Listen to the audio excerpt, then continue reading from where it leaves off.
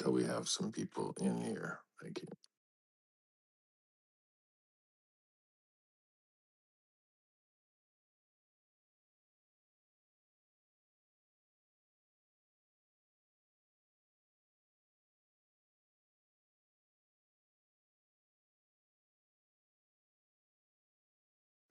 Good morning.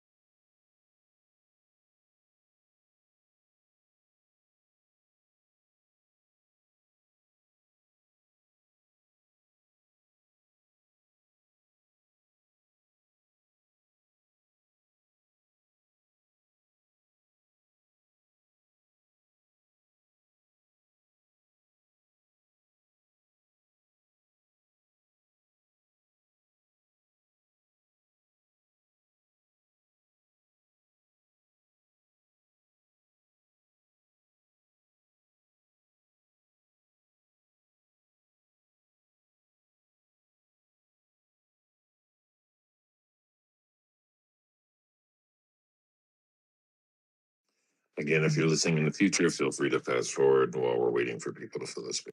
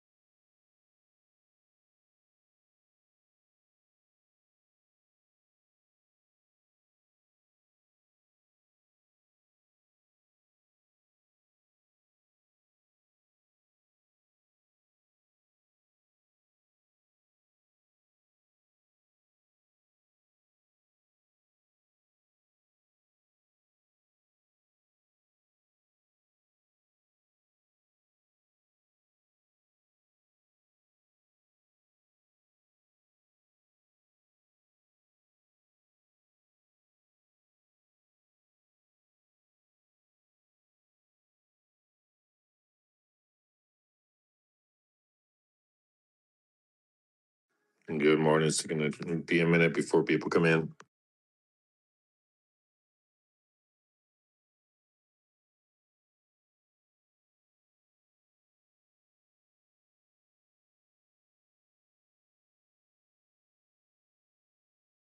Good morning, Truth. Yes, I'm working every day. Well, good morning, Nika. It's taking a minute for people to know that we're rolling again. Including sorry about Friday. I literally was on here not even freaking 3 minutes, and my coworker called me and she's like, I need your help. I'm like, oh crap. But I didn't realize help meant walking her through the entire process start to finish, which took until 12:30. Interesting. Man, oh man. Well, you're here, and hopefully you won't get a call of an employee who doesn't know what they're doing, so you have to leave the whole time. Hopefully. Today's usually a slow day.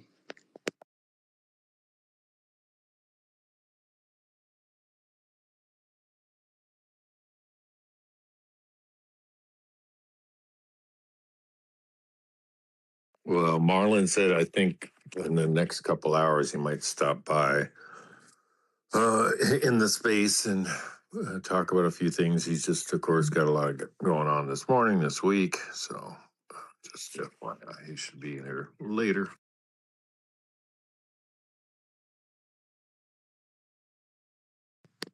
Well, I believe we have Mrs. Marlin here, though.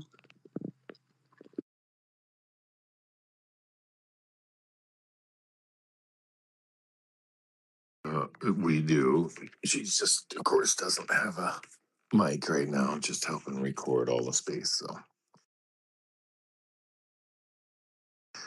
anyway, I really didn't pay attention to anything going on over the weekend because, quite frankly, I just don't care. But whatever. So if something extraordinary happened, like the apocalypse or something, let me know.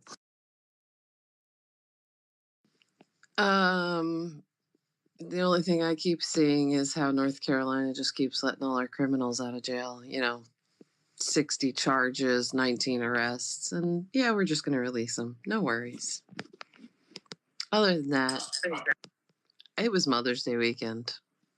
I wasn't on yesterday. No, I hope you got to enjoy yourself. I did. I went to church. I spent some time with my family and came home, had dinner with my daughter.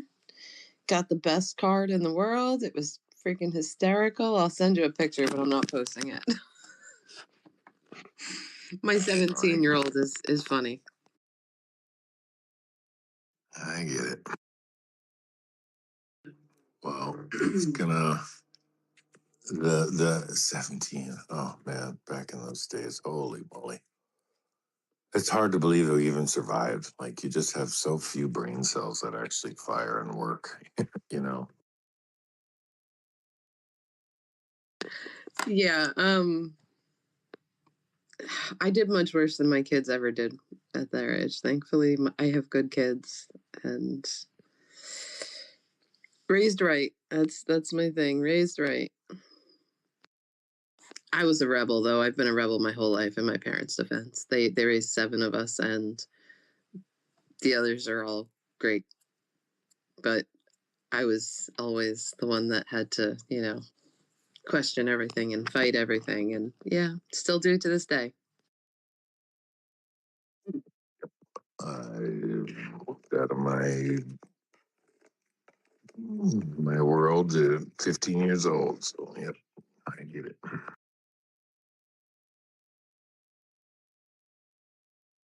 Anyway, folks, we're just sitting here talking about nothing for the so just waiting for people to fill in. So give it a moment.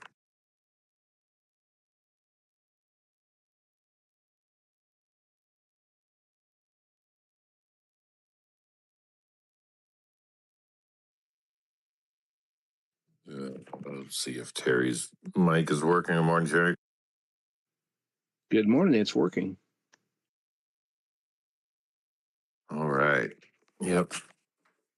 Just getting started. Marlon, I was telling Nika and whoever was in here before, he actually is going to try to make it into the space a little later.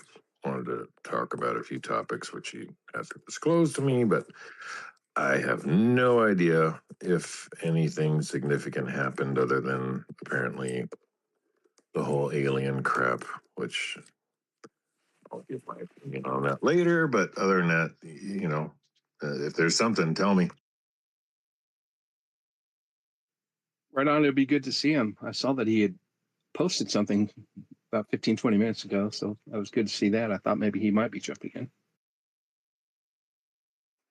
More than likely, it's Jersey news, I'm assuming, because I know there's a whole thing with the schools out there. So,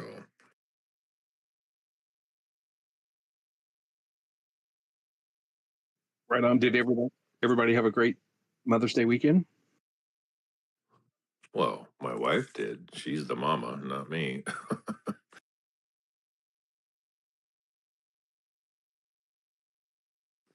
Miss Nika? I did. You missed it. You came in right after, but yes, I did. Well, first of all, I wanted to come in and Friday was our happy day. I was all happy. I was going to tell everybody about my trees. I got trees in my yard for the first time since I moved here. I'm super excited about it. I know it seems like a little thing, guys, but I got me a nice weeping willow now in my backyard. I got a nice elderberry tree and a dogwood in the front yard. I'm also I'm looking at a magnolia because it's beautiful. But anyways, I was all excited about my trees to tell everybody about it. And then I got bombarded with work stuff. So, anyways, and my Mother's Day weekend, I put in a bunch of new flowers and stuff around the yard. I like it's a new construction, so there was literally nothing here. Nothing. They put a couple of rose bushes in front of the house and some weird looking plants.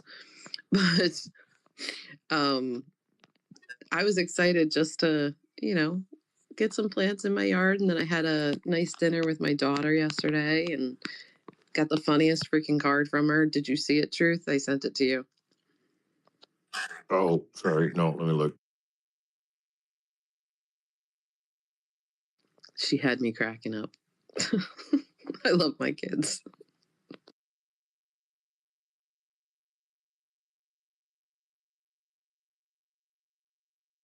Bill, you can jump in. It's a little early. We're just trying to let people get in here before we start getting into anything heavy. But feel free to. Yeah, I just wanted to share. I mean, Mother's Day for my wife. My my son came home from New York City. It's always usually we have to go there to see him, and because he doesn't have a car, his car is here.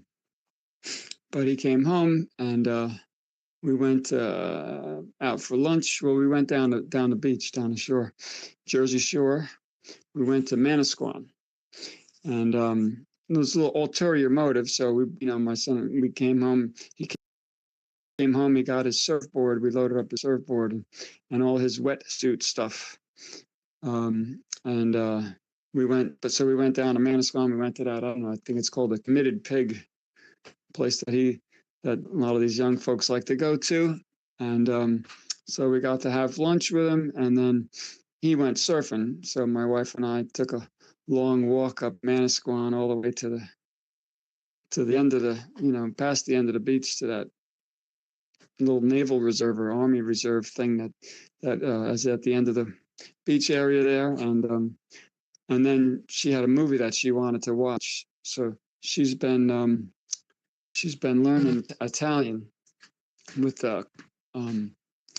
what's the name of that online thing there? It's escaping me. Duolingo. Yeah, she's been learning Italian. So she saw a movie that she wanted to watch. So we got it on my son's Amazon account called Solomia.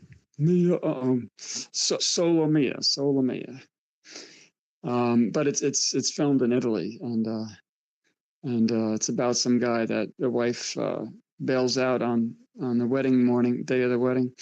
And so the guy stays. He's got a wedding suite and stuff, and tours and stuff, and he does it, and then he meets some woman there, and gets in and it just becomes a relationship after a little while. So, but anyways, she wanted to watch it, so it was all her day. She of course wants to any opportunity to have our son come down from New York, and even if we have to, take him to the beach, and but we like to take long walks along the beach anyway. So it was her day for sure. Oh, that's awesome.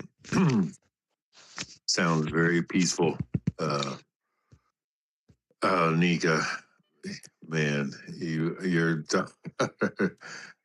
guys' sense of humor, holy moly! I'll keep it to myself. But yeah, we cracked up, and Deanna just shook her head. She's like, no. She's, you know what though? She's such a good kid. Like she's got a great sense of humor. So she's a really good kid though. So I can't complain.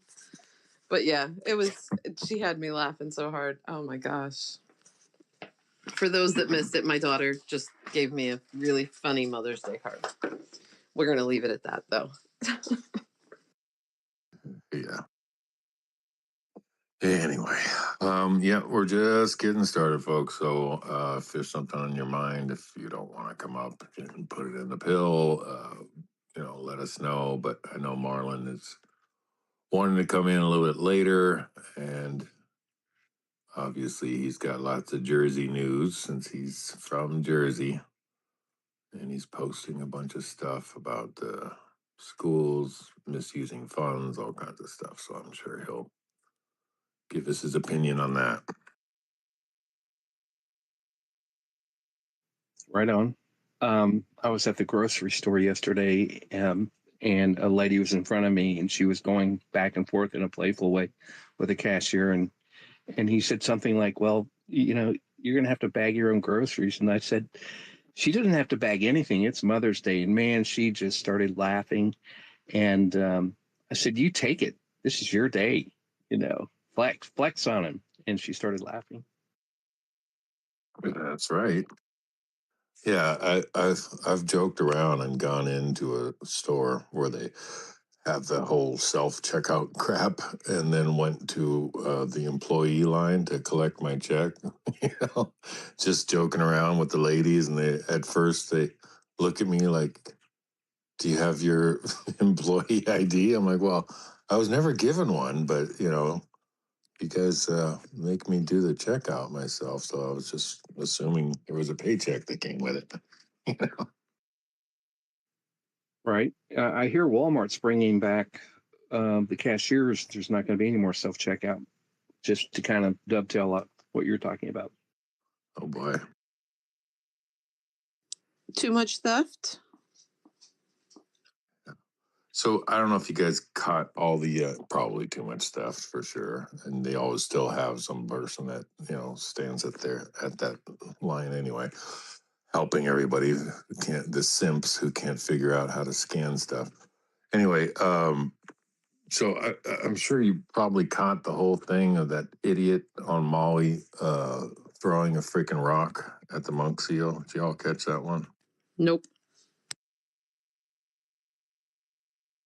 Yeah. So some freaking tourist visiting from Seattle thought it was a good idea. He saw a monk seal, which they're all over Hawaii. And there's this one that's kind of a local in Lahaina that has been there for years. And he picked up a huge rock and tried to hit the monk seal, and almost did. And all the locals are like, "What the hell are you doing?" and screaming at him. And then not an hour later, one of the local boys, which I knew would happen from Maui, beat the living tar out of him. And then the PD said, "Well, we haven't seen such video. We don't know what happened." But like they're going to be pressing charges. The mayor on Maui is like not putting it down. So he took it to federal because they are protected federally. So, I mean, like it's turning into a big deal. So there's all kinds of posts, especially on Facebook and stuff like that, because that's, everybody in Hawaii is still 20 years behind for social media. But yeah, just, everybody seems to care about this seal, but nobody cares that Lahaina was destroyed and things like that, and all the floods that have been happening on the Hawaiian Islands, nobody cares about that. But the seal, got a lot of attention. I've got the article up now. It says here that a man from Seattle picked up a sizable rock, hurled it toward the seal, narrowly missing its head. A bystander filmed the incident and advised the man he could face a $50,000 fine, to which he allegedly responded, "I don't care, I'm rich." Maui police responded. Suspect was detained. Advised of his rights, declined to make a statement. How about that? Yep. But like I said, one of the local boys got to him before PD did. Don't mess around in Hawaii. Trust me. All the local boys there, they'll take care of business quickly.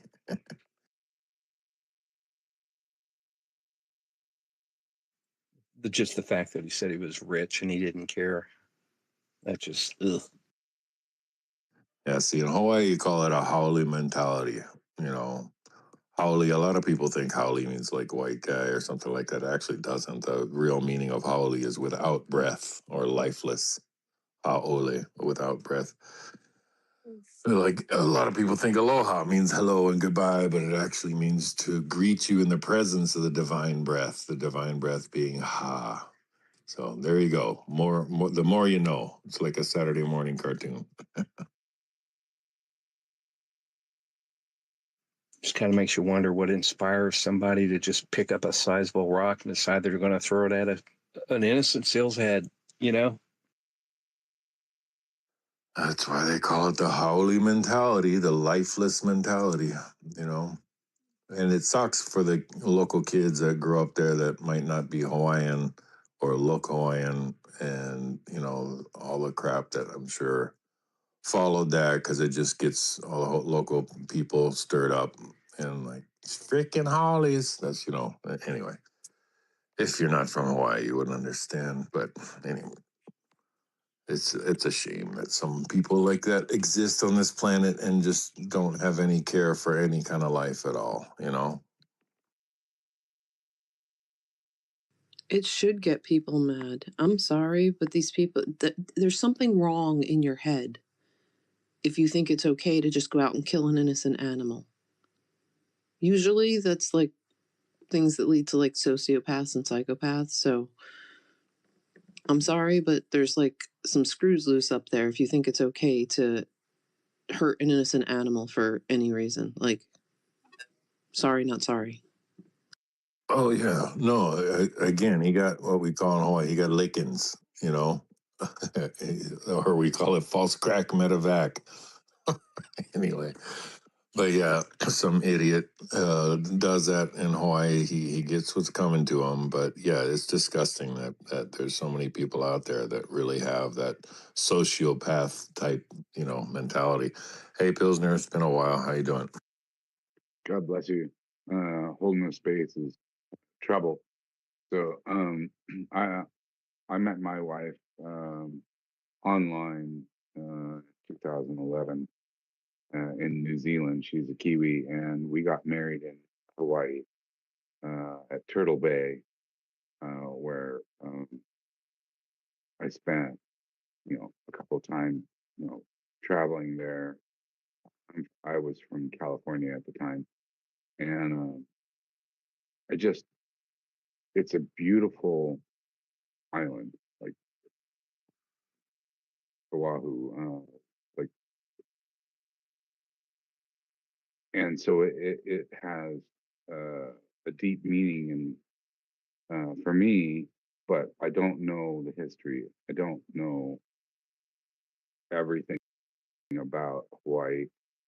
I just uh,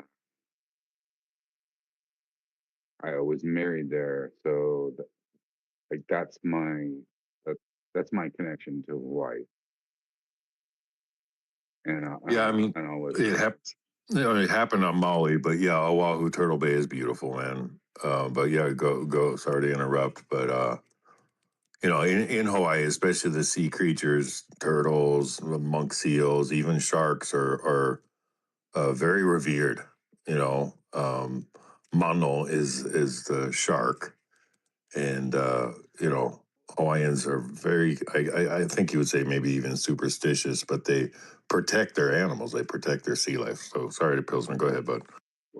well, okay, just to follow on that, she's part Māori, and so there's a connection between Hawaii and the Māori in New Zealand.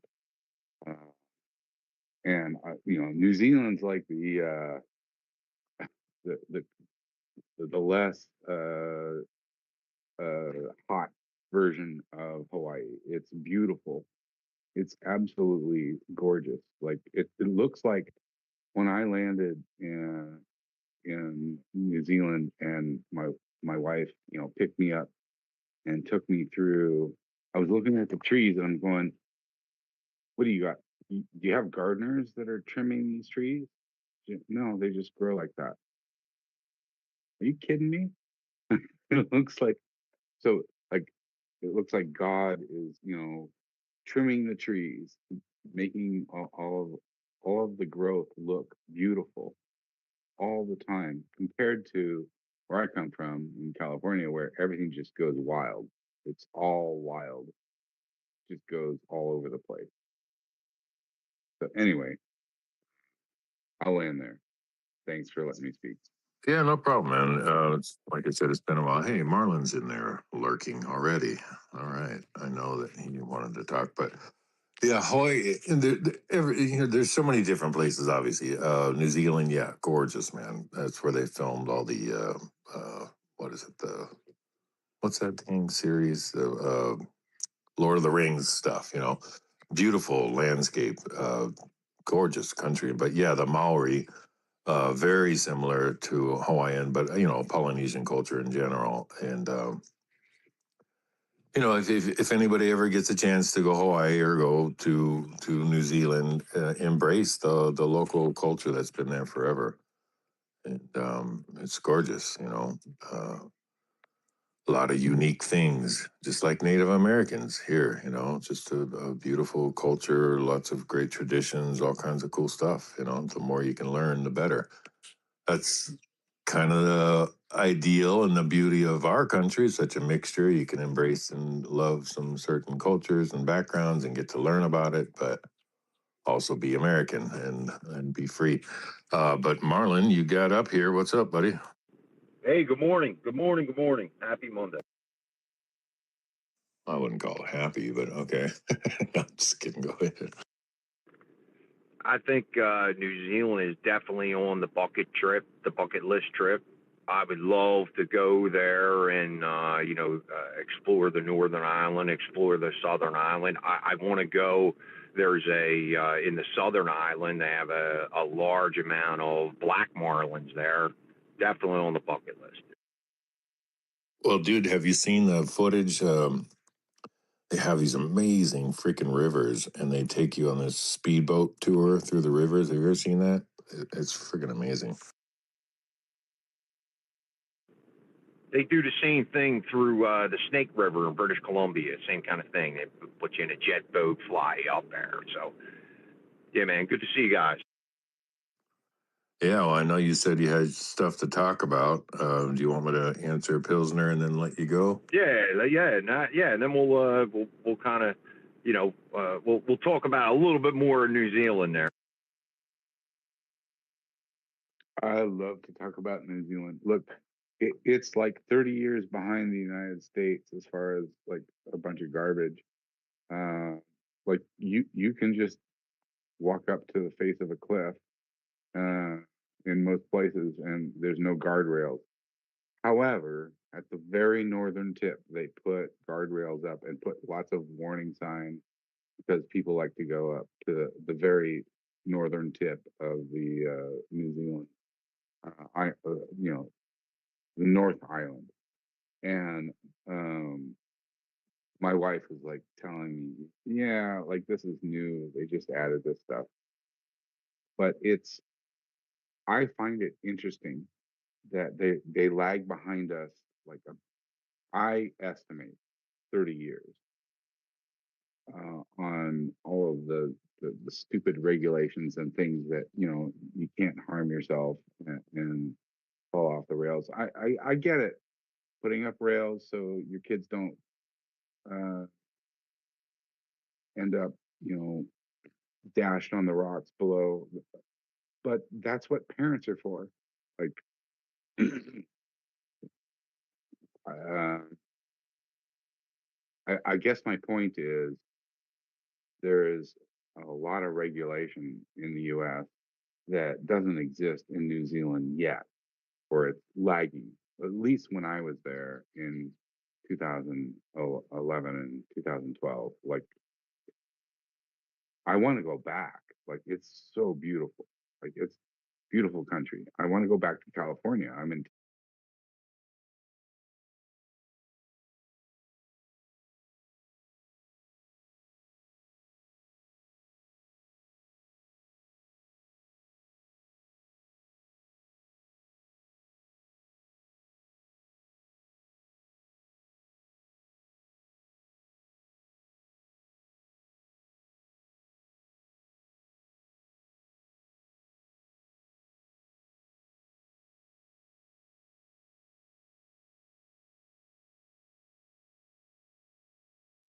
treat. Nice, nice. Hey, someday, Marlon, when things all come to fruition, we'll start checking off the bucket list of all kinds of places to go, right? But I know I you need a said, trust fund. I need I need a trust fund. yeah, I'll trust fund, just fund it. Anyway, what did you want to cover today? Because I know you put a couple posts up regarding that whole thing. Yeah. So before we get off the New Zealand topic, Pilsner, I would love to go there.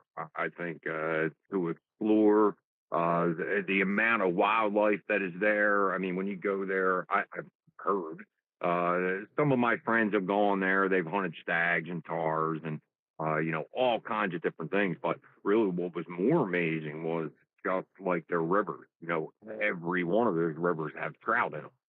The rainbows, browns, they got a wide diversity of trout. I would love to go and experience that. If it was anything close like British Columbia was, I mean, it's like a wildlife, guy's dream, right? And then to give you really on the southern island, to give you the exposure, New Zealand's pretty big. I mean, the climate from the north end of that country to the southern is like New York and Florida, right? So I would love to go experience the South Island. We talked to Kiwi. Kiwi Lass used to come on here, and she was from New Zealand. She lives around Church, and I have a couple of guys that actually fish out of there that I know. So yeah, I definitely, New Zealand is definitely top on the list. But again, I think it would be something like you'd have to go to like Hawaii first as like your base plan. Get a flight out of Hawaii, go to New Zealand, come back to Hawaii. I mean, that would be the trust fund trip.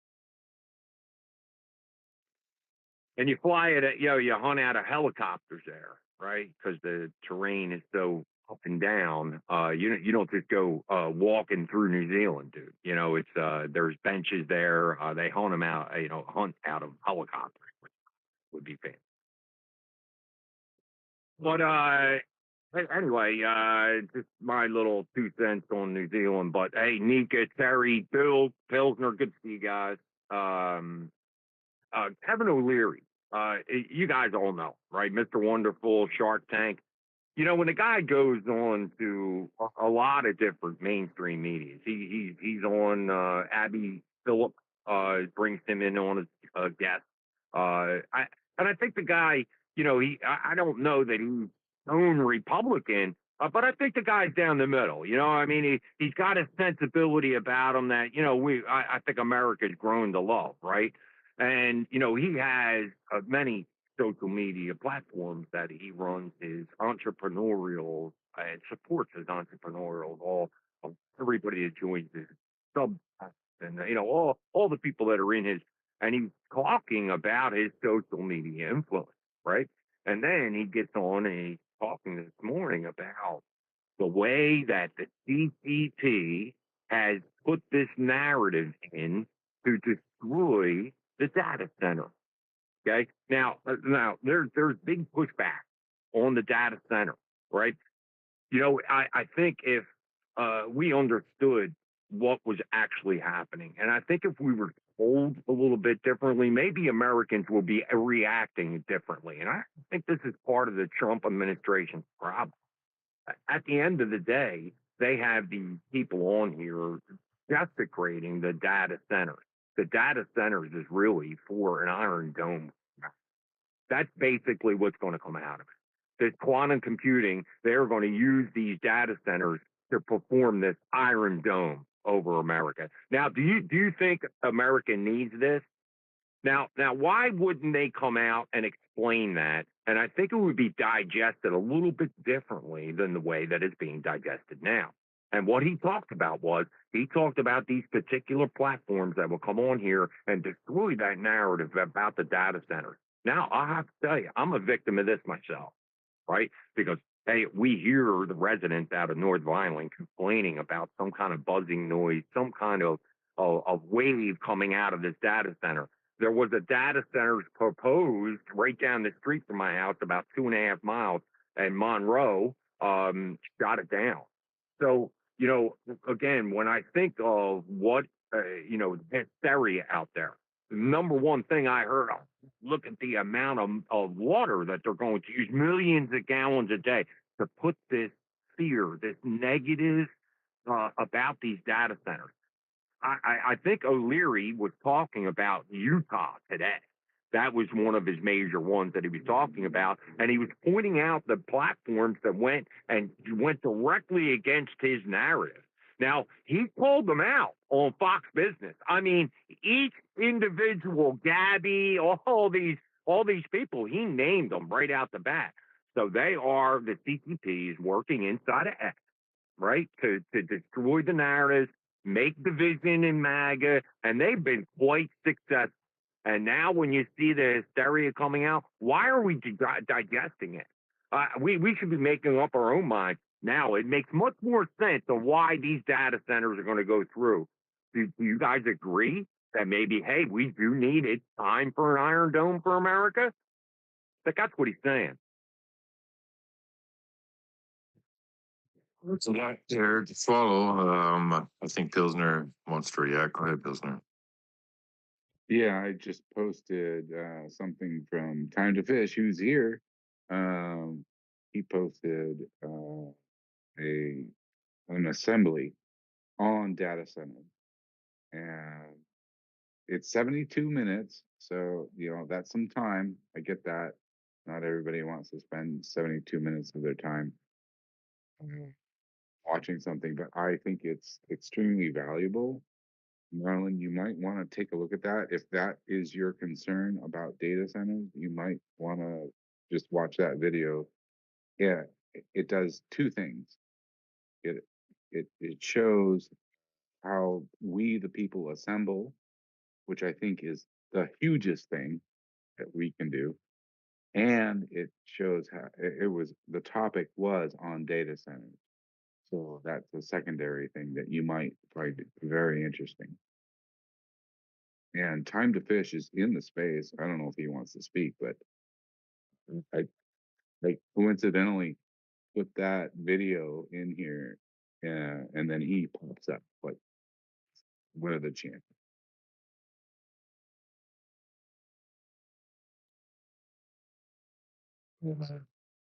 No, that's I think it's an important topic. I really do. Now that we're seeing, hey, having him O'Leary, and again, hey, he's not a total conservative. I like the guy because he's down the middle.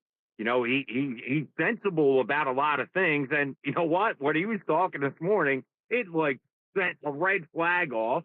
Like, we've been digesting this. We're watching them come in here, especially on air, and destroy the narrative. They're successfully split the MAGA crowd. They're not just using X, but imagine the money that these accounts they're coming out of the woodwork. They have thousands and thousands of followers, but they never come up and they never say anything. All they're doing is disgracing the message. Making up messages that don't have to be a message. It's just, I'm kind of at my wit's end with all the crap. Part of me, like you, Marlon, I'm like, man, I need a break from this stuff. There's just so much stuff going on. Joe, you had your hand up. Go ahead. Yeah, in our city, we're going to have a $10 billion 500 megabit or megawatt data center. It's a city of 11,000 people. For me, it's not a whether or not I support Trump issue. I'm not connecting the two. It has to do with resources and what I may have to do to preserve resources if this data center causes problems. So, you know, in my community, there are a lot that are very unhappy with the idea of the data center. And I told them what if they wanted to stop it, all they have to do is get a referendum on the ballot to overturn council's decisions on zoning, and it ends the data center. I don't know if they'll do it, but I know what I'm doing to prepare is I'll be good news, the building will have power restored to it this week, which I've been trying to get done for a month and a half. And when I rebuild the building, I'll be adding a water reservoir, 2,000 gallons, so that I can collect rainwater. And if I don't need it, cool, but I've got it in case I do. And I'll be adding a root cellar, nature's refrigerator. And I talk about these things in my community, mainly to keep them uh, informed on things they can do if there is no option. And am I for or against it? I don't know yet, but I'm concerned because this data center is going to be drilling wells. They're going to be bringing toxins up, and that could affect our city's health. I don't know what controls there will be uh, in terms of any potential harm they cause. I've heard bad stuff happening, and I think it needs to be balanced in and actually not connected to political issue any more than vaccines should never have been a political issue, or other toxins. They need to be addressing the health issue and stick with health. Uh, do I use AI? Let's put it out there, Joe. Yeah. Let it hear the environmental report and get some kind of stability behind what these data centers are actually putting out.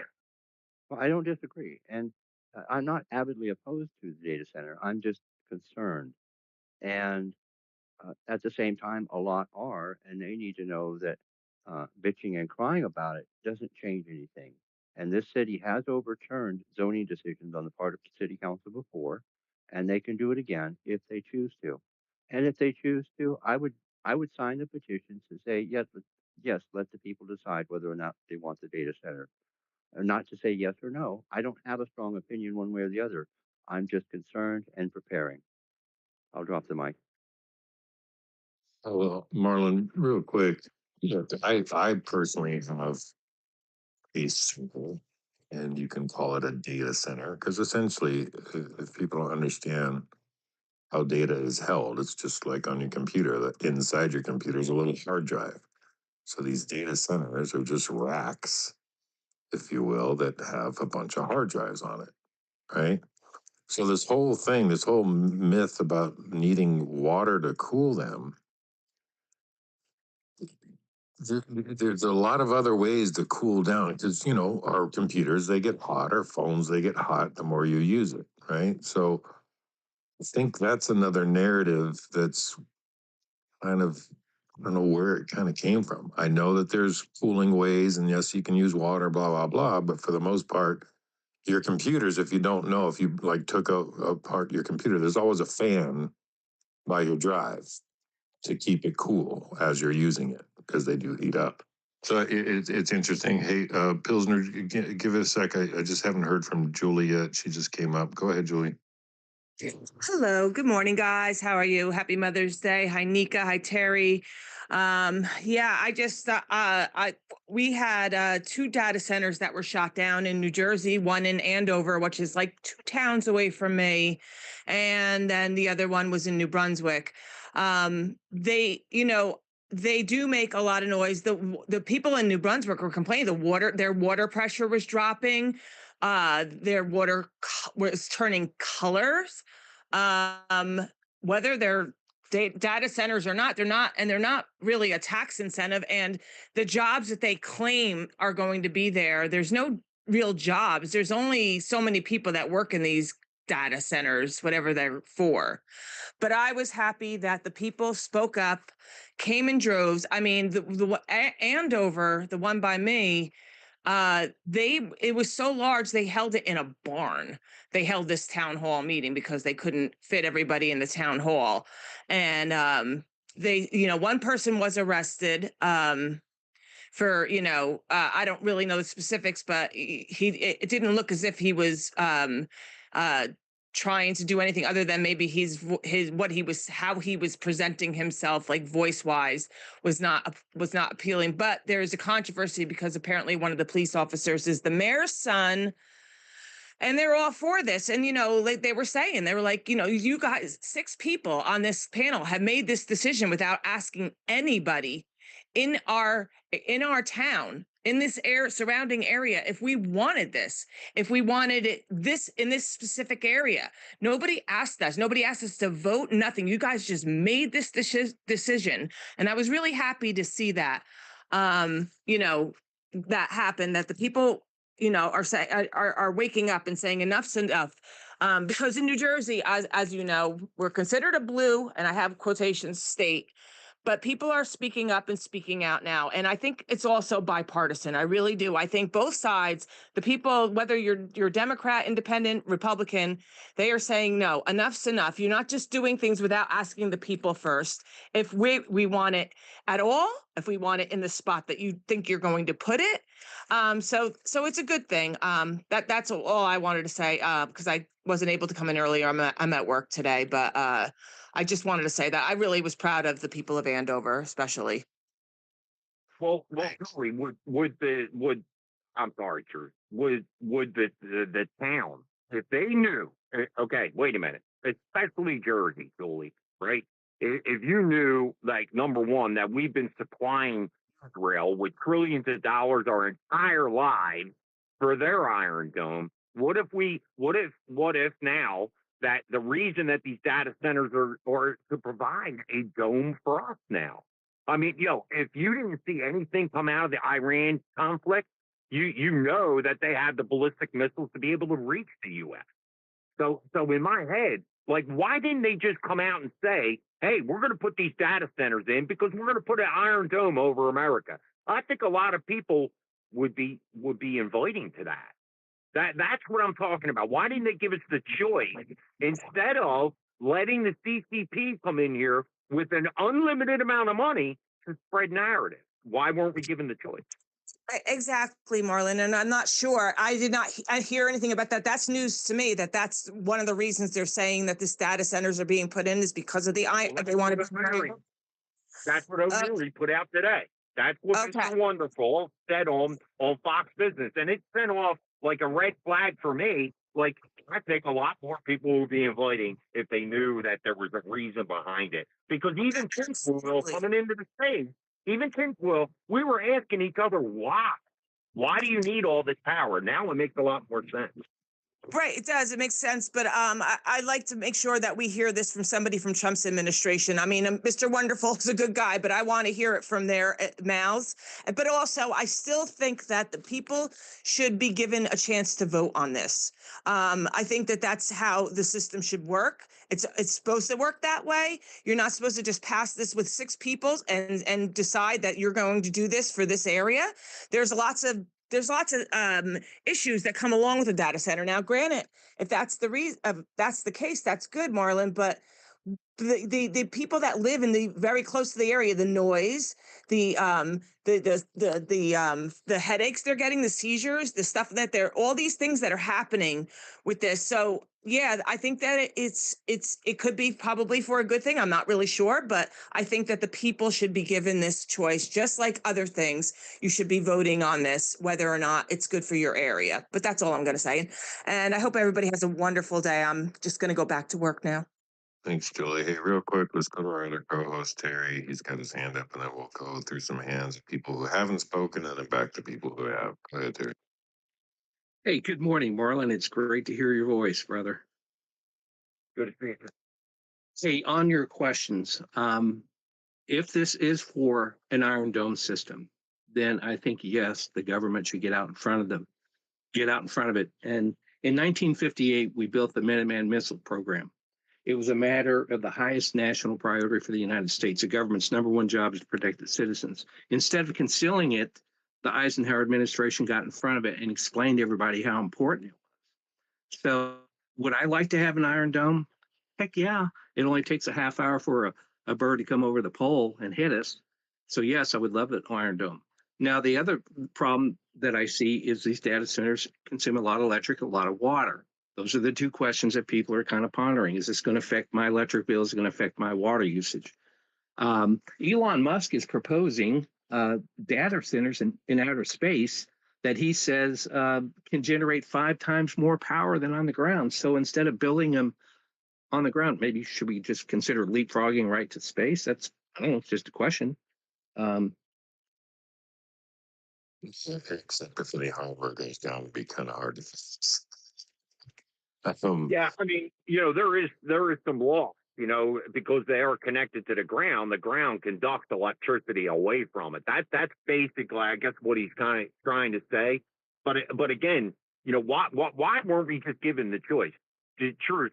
I know Time to Fish came up because he put a post out about that. Maybe we go to him and then we go for Randy.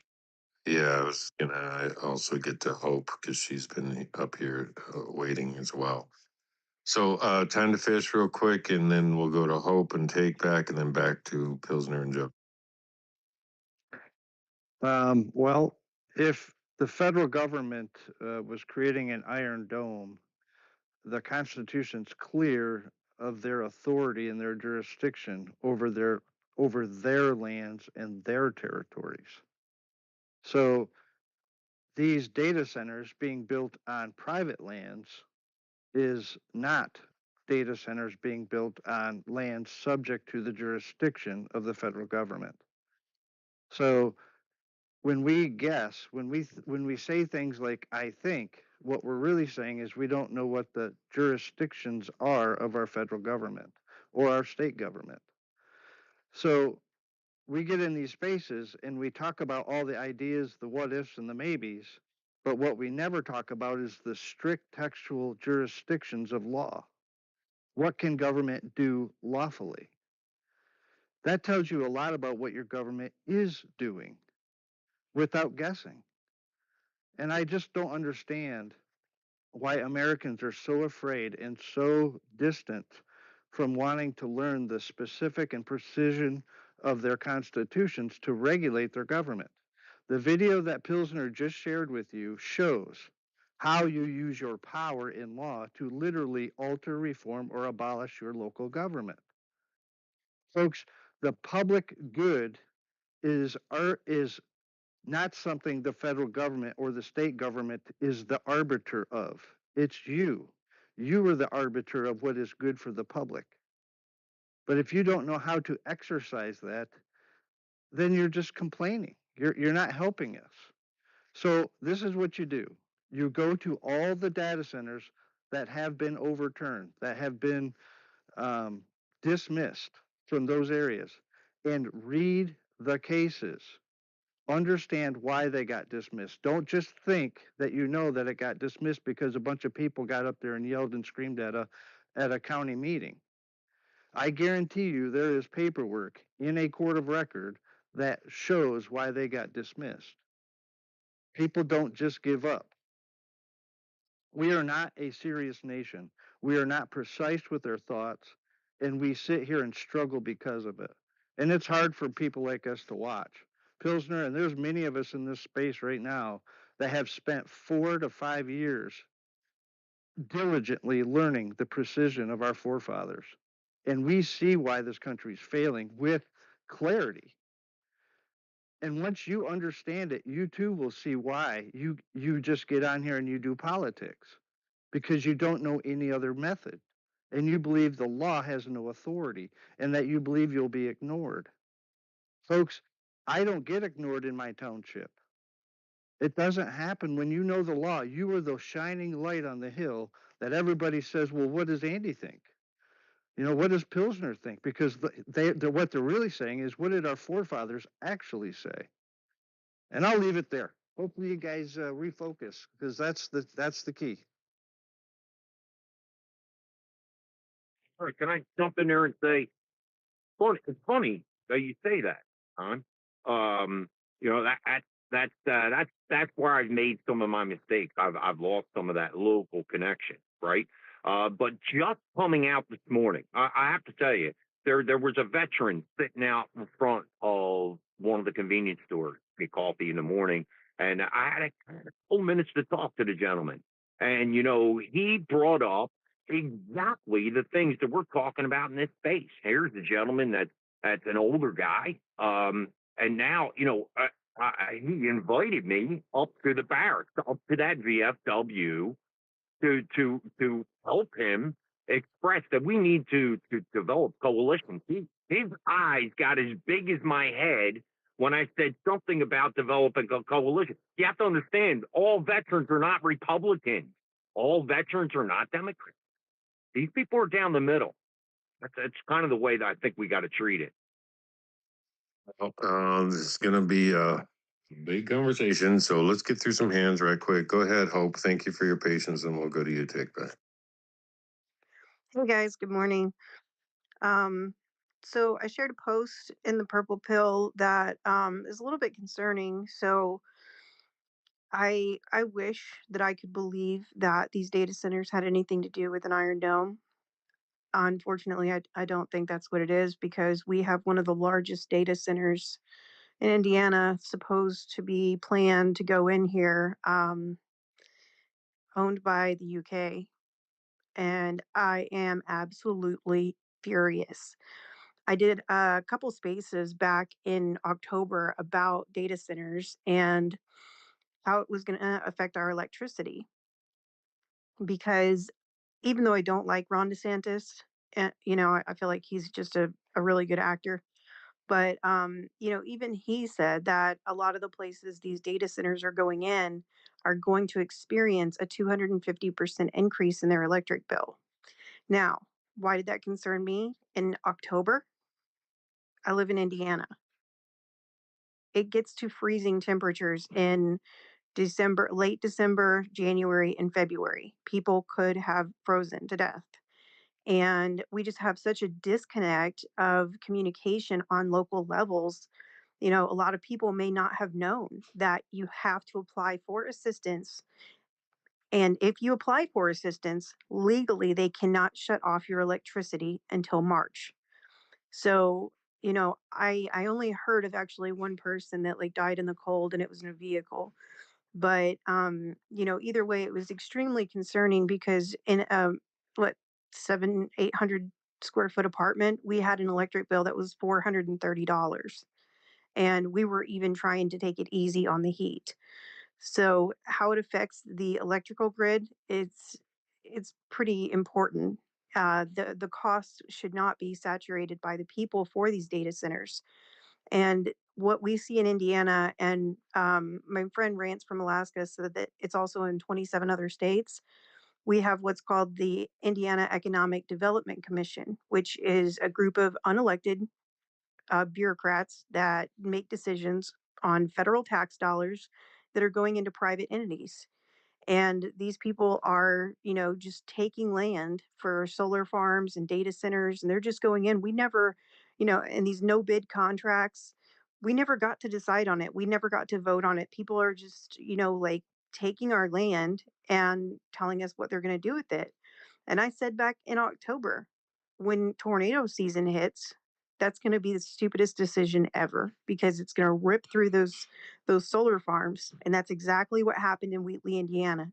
Now the question is, who's going to pay for it? Probably us. How long is it going to take to clean it up? However long they want it to take. If they even clean it up. It's just absolutely disgusting. But I think everyone, should definitely fight every level that you possibly can against these data centers because they are not good. That's why Elon's talking about putting them Oh, wait outside a the minute. Oh, at- oh, wait. atmosphere. Hold on. Did you hear what I said when I first came in? You know, I'm hearing this out of you and saying, hey, we have to fight back. But do we really know the reason why they were there? That's the real question. I didn't mean to cut you off, but did you hear if we had a choice? Now we've been supplying Israel trillions of dollars our entire lives, Hope. Why can't we have an Iron Dome? Because that's what came out today. Is if those data centers provided an Iron Dome over America, would you choose that, Hope? If it's owned by the UK, do you think that's what it's for? No, I can't. No, I couldn't why is the Foreign Investment Committee letting them come in and build a data center here in the UK? Leary on Fox Business this morning, Leary was talking about Utah, and he was talking about the social media influences that came out against. Yeah, say it's going to raise your electric bills. Leary's telling them no, they're wrong. This is all hysteria passed through these X accounts and every other platform out there. So maybe, Hope, what I'm saying is we don't know. We don't know that our electric bills went up 250%. You don't know about the wastewater that's coming out of the data centers. I'm not seeing anything like that. So we gotta distinguish what's hysteria and what's the real truth. I don't think we know the real truth. Okay, think about a small 2-bedroom apartment. a small 2-bedroom apartment, all right? Just barely big enough for 2 people to comfortably sort of live in. $430 during the winter going easy on the electricity. So maybe you guys haven't seen it yet, but that's why I've been trying to warn people about what's happened here and what can happen there. Because maybe you haven't felt the pain from it yet, but we have tons of these data centers here in Indiana, and they're taking all of our land for these solar farms and things like that.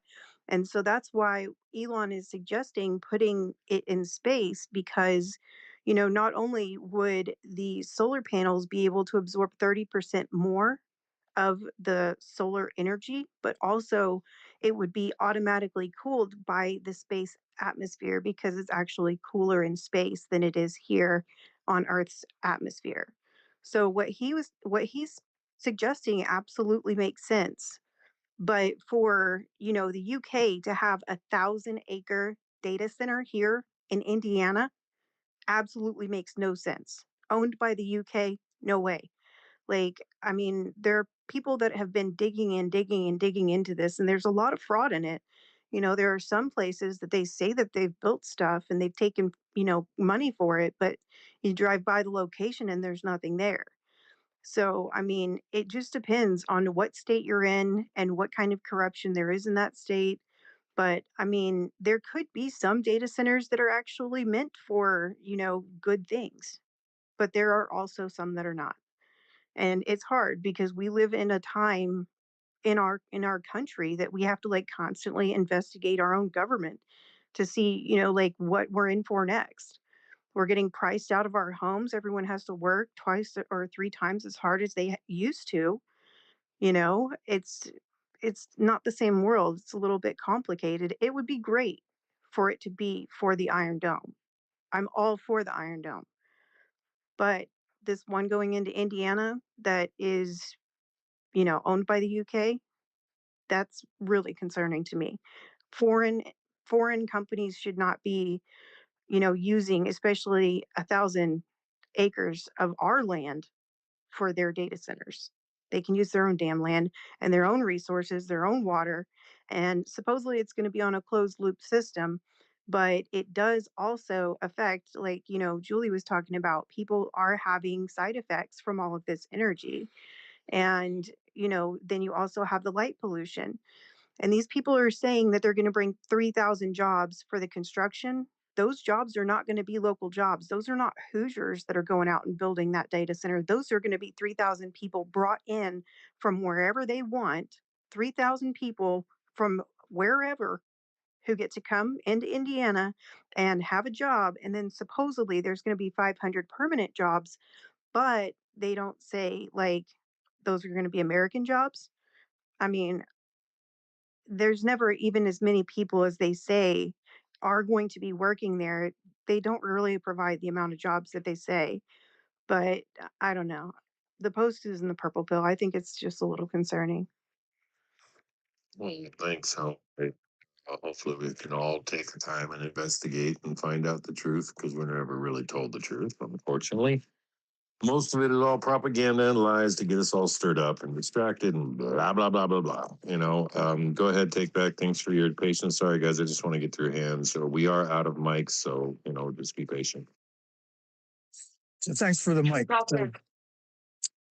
So in 1997, I set up the first ISP in a data center in Philadelphia. Right? I was the first one there. And you know how many jobs there were there? 0. And all the data centers that I worked in and had servers in, it was lights, they call it lights out. Means there was nothing going on. There's no people there. There was only computers in a room. There weren't even lights on, right? They turn the lights out because they don't want anybody in there. There's not even anybody at the door. You have a key fob. You put on the door and the door opens and you go in and you work on your own server. So there's absolutely no advantage to the local town putting a data center in there. And they give them tax credits for 10 years. So they're not even paying any taxes. And foreign investment in our property, that's got to stop. You know, we can't have the CCP and UK owning property in our states and benefiting off of that and not the people. So that's my rant for the data centers. Although, you know, and I've been working on computers and I sit behind a computer freaking 12 or 14 hours a day, sometimes 20 hours. And so it's not like I'm against computers and using computers, except not for elections. but this has got to stop. And take note on what Pilsner says, and what was the other guy?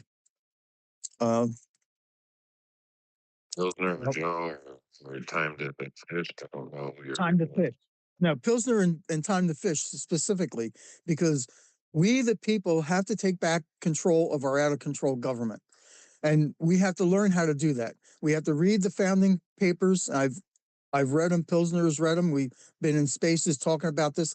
I'm on Zoom calls every day, sometimes, usually twice a day, talking about how to restore the republic.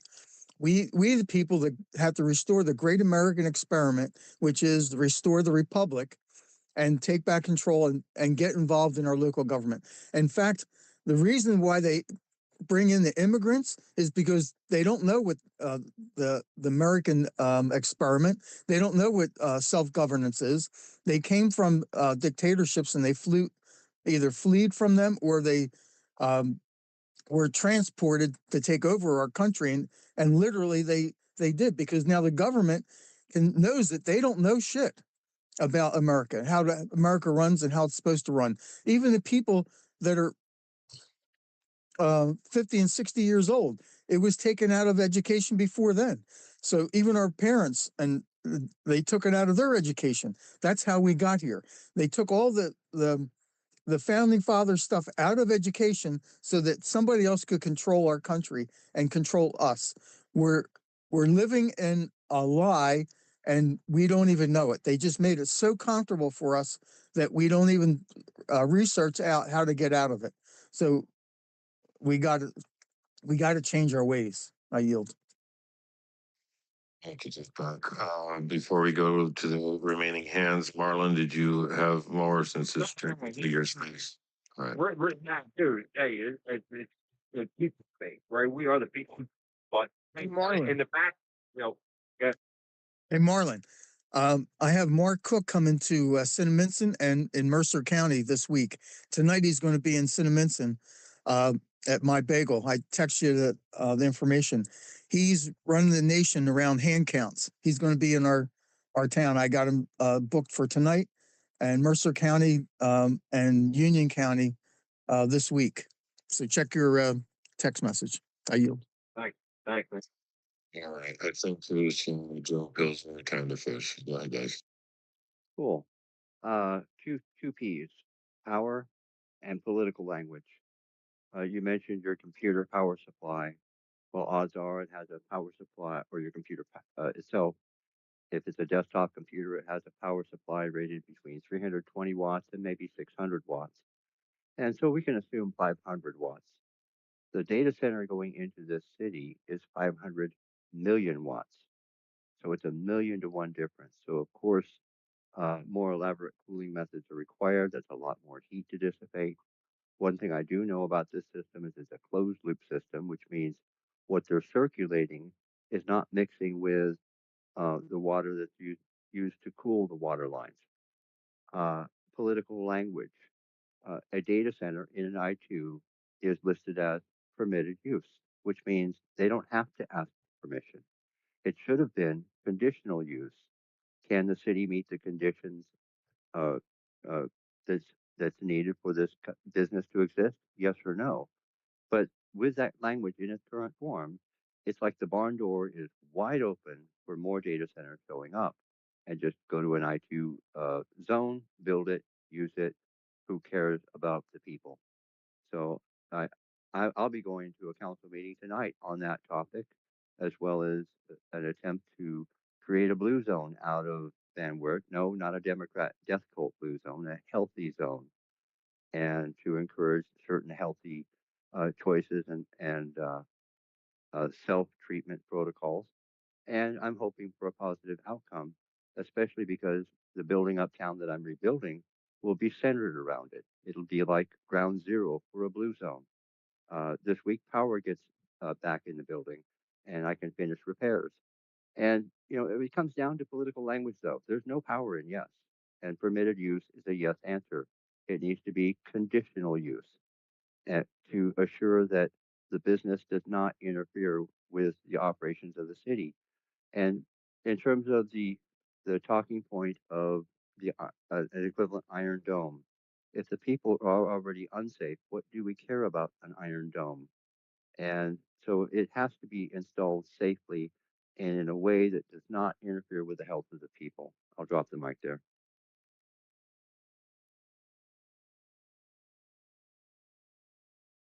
Thanks, Joe. I know we got a couple more hands, and then we'll get to Tim Pilsner, and then time to fish. Thank you, sir. It's not in my best interest to go against data centers because I work for a networking company and make my living doing that. But I'm at the point where I see AI as being a problem in the future. I used it as a tool for a couple of years. It's great, helped me in my job. Yeah, grabbing on from people. Sorry, jet going. This is not like going against my interest when I agree with people who don't want data centers in their community. I just want you to know that. And I think that AI is going to be a real problem in the future. It's right now. It's a useful tool. Like, you can make funny cat video. I can have it write 1,000 lines of code for me, so that software that I don't want to write because I'm a mechanical engineer. I'm not a software engineer, but I need to get files moved from one place to another and do things, and so I can get AI to do that for me. However, you can ask AI all kinds of garbage, real questions, and it will give you garbage back if you don't know how to instruct it. And we need to instruct it just like we need to instruct our servants and trustees in government. If we don't know the fundamentals, we can't instruct government. If we don't know the fundamentals with AI, we can't instruct it. It is a servant. But people aren't doing that. And so that makes me wary. It makes me wonder, why am I in this industry? Why am I supporting something in networking and engineering that is going to lead to problem in the future? That's where I'm at. I'm at this crossroad right now. Yeah, a lot of us are, man. You know, everybody's sick and tired of all the stuff. A lot of people, unfortunately, are very, I wouldn't even say miseducated. They're conditioned, programmed, whatever. But we do our best to get to it. Hence why we have these spaces. Nobody in here is making claim that they're the know-all, end-all, be-all of information or, know-how on anything. Take everything No, here. I just have my one part, and I'm just telling you where I am, and I'm like, I'm not liking where this is going. Well, nobody is, Pilsner. I mean, that's the thing. Nobody's happy with the current state of affairs, with all kinds of stuff we're being distracted with. But just just a couple things real quick. Marlon, hold on one second. Just first off, there's not not even half of you have done the old like and share. It's great if you could. Secondly, if you're in here and posting stuff in our timeline to get people to another space that's currently going on, it's the quickest and easiest way to get blocked. So you're blocked, whoever was doing that, you idiot. All right, so go ahead there, Marlon. Man, brutal, right? Give them an inch, they take 20 miles. Pilsner, isn't it the amount of respect that people give AI and how much they're trying to institute it? But at the end of the day, when you pull the plug and you go outside in nature, AI is not going to determine the future. You know, there's a lot of respect from people that they give that AI is a general expression, I guess, right? That AI, you know, AI is only as smart as the data in it. Yeah, it's pretty smart. Yep, it can help you. It's got a lot of tools, but you unplug it, you go out in your yard. AI is not going to determine on whether or not that tomato grows or not. So at the end of the day, it's the respect that we're giving it. So, I agree, but what happens when Optimus Prime, which Elon Musk is producing, is going to be connected to AI and is doing your gardening for you?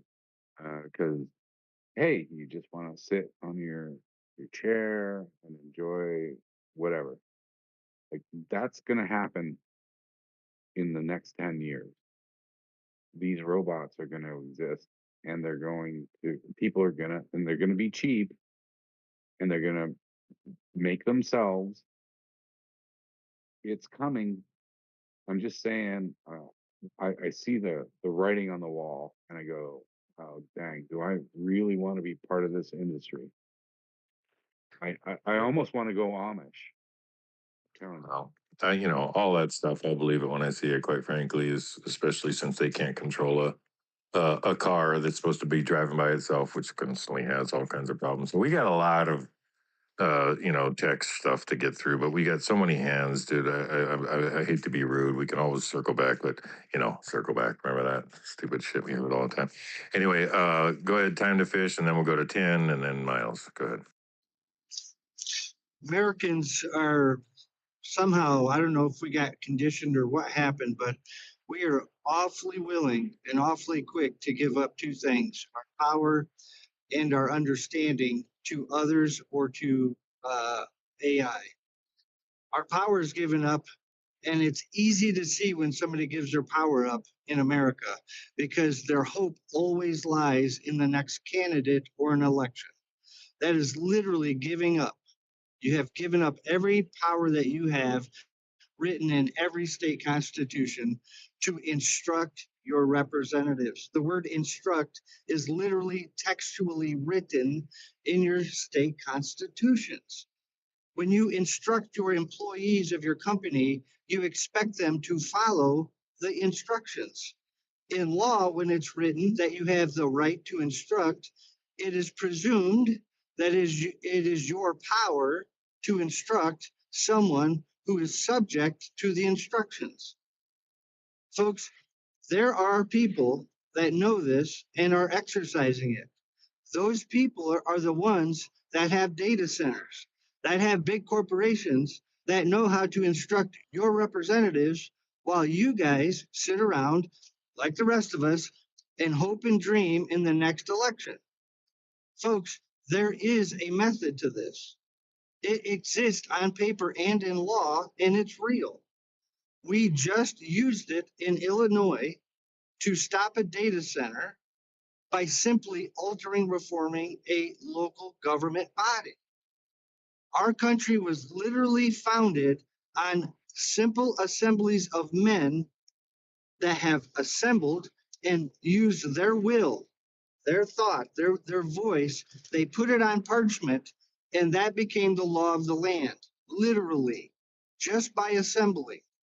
There's no legislature, there's no executive branch, there's no judicial branch when the people assemble to alter, reform, or abolish by right. You can literally, in your local township, get your bubbas together in a majority and change your local government. Now, the majority is those who show up to the meeting. It isn't the majority of the whole community, It's the majority who respond with the duty to alter, reform, or abolish, just like an election. The majority of people do not show up to elections. It's the majority of who shows up. So get your people together, learn the specific precision and power of your state constitutions, and control your representatives. Quit letting commerce, those in corporations, do it for you. They can't do anything that goes against the public will. It's in all your preambles of all your state constitutions. The only purpose of government is for your benefit. So if these data centers aren't, there's no but. That's the answer. Yeah, but Tom, I Right? understand. Yeah, no doubt about it. It's 100% the answer. Here's the problem. The problem is the participation. You know, if we called, if Take That came down to Gloucester County, New Jersey, and we said, hey, we want to have an audit of our county. Guess what? It's going to go in front of that county board that's 5-2, and it's going to get voted down, and they're not going to do it. So wait a minute. No, It's about the no, you participation. misunderstand. Oh, yes, You sir. misunderstand. No, it has nothing to do with your board. It has nothing to do with your board, folks. When you assemble by right with your people, not your elected officials, but with your people, you make law right there in your assembly. The only thing you need to understand is you have to make sure your neighbors know that about the assembly's happenings. You have to give due notice. That's the requirement. Well, all of these things that everybody talks about, let's just put it down there and give links and references. Look at the video. We just did it. I Okay, just proved great. it to you. We just did it. Hey, I'm not arguing. I'm just saying for people who don't know, we get lots of people who come up in spaces and making all kinds of claims about whatever. And I'm not disregarding what you're saying, but please put it down so that people can go and find out. Because yes, if it's important information and it's valuable and it's true and accurate, absolutely. People need to start doing instead of talking. Talk is cheap. Now, of course, we have these spaces so people can gather, people can get the information, and then they can put it to use. Otherwise, what the hell are we doing here? I get so many damn hands. Let me go to 10, then we'll go to Ed and Miles, and then we'll go back around to the people who've already spoken. All right, go ahead. I do. I hope everyone's doing good today. Just want to add to what Joe was saying when it comes to like server power. A lot of times your servers will come in like various forms of 500 watts, 800 watts, 1,000 watts, and I've even seen some of 1,500 watt power supplies. It just kind of depends on the configuration and what they're trying to run. A lot of times when you have the mass hard drives, like the servers with multiple drives in it, usually that's the more power that they wind up using because the hard drives need the power. So I just want to add to that what he was saying there to help give a more bigger picture, I guess you would say. As for the bots, I don't know about you guys, but I would like to have one because being crippled and having a hard time getting around, I could use the extra help around the house. And as for AI, well, after this weekend, when the release of the UFO files, I've had more intellectual conversations with AI than most people, unfortunately. So there's that. I could say some things on that, but that's a whole nother story and a whole nother beef for another time, but I'll land there. Thanks, Tin. Sorry, guys. I'm just trying to get through hands because I want to be respectful to everybody. So thanks for bringing it to a point. Yes, we can always go back to that as well, Tin. Go ahead, Ed. Thanks for your patience. And then we'll go to Miles and then Take Back and Bill's. Yeah, shortly after I came in, somebody mentioned like asking AI like how to grow my tomato plant. And I work in regenerative agriculture and the science of it and the science of health, the paradigm shifts that we've discovered. And the problem with any AI model, LLM model, is it always defaults to volume and noise. So that's sort of narrative control. The loudest, most credentialed that's the answer you get. So it's basically going to tell you how to do it in the old chemical way. And it has the ability to actually tell you how to like dig down into get the grassroots science of like working on how to really bring the microbiology in, how to get nutrient density out of your food, how to protect it from insects with the new understandings we have. But unfortunately, you either have to prompt it, know too much about it to be able to actually get it there to give you useful information. And one of the things it really fails in is what we call missing evidence analysis. So whether you're investigating something, in like a state narrative of a crime or something like that, it's going to heavily weigh towards that state narrative because it gives it so much accreditation to it. But actually, but you have to train it, you have to steward it to dig down to find commonly when there's a state narrative, what you need to find is where's the missing evidence that you would expect to be there, but it isn't. And it's not going to give you that right away. You can find it if you walk it through it, but that doesn't naturally happen. And that's the major concern. AI it's got the information to be helpful. Just how it accesses information, unless the user really understands how to do that, then you're just going to get the status quo because that's its default. And it's really strong in that default. In fact, it won't even, in a long conversation to really get down, it'll keep saying, okay, you want me to summarize now that you've sort of got the answers? And you go, no, we need to dig deep.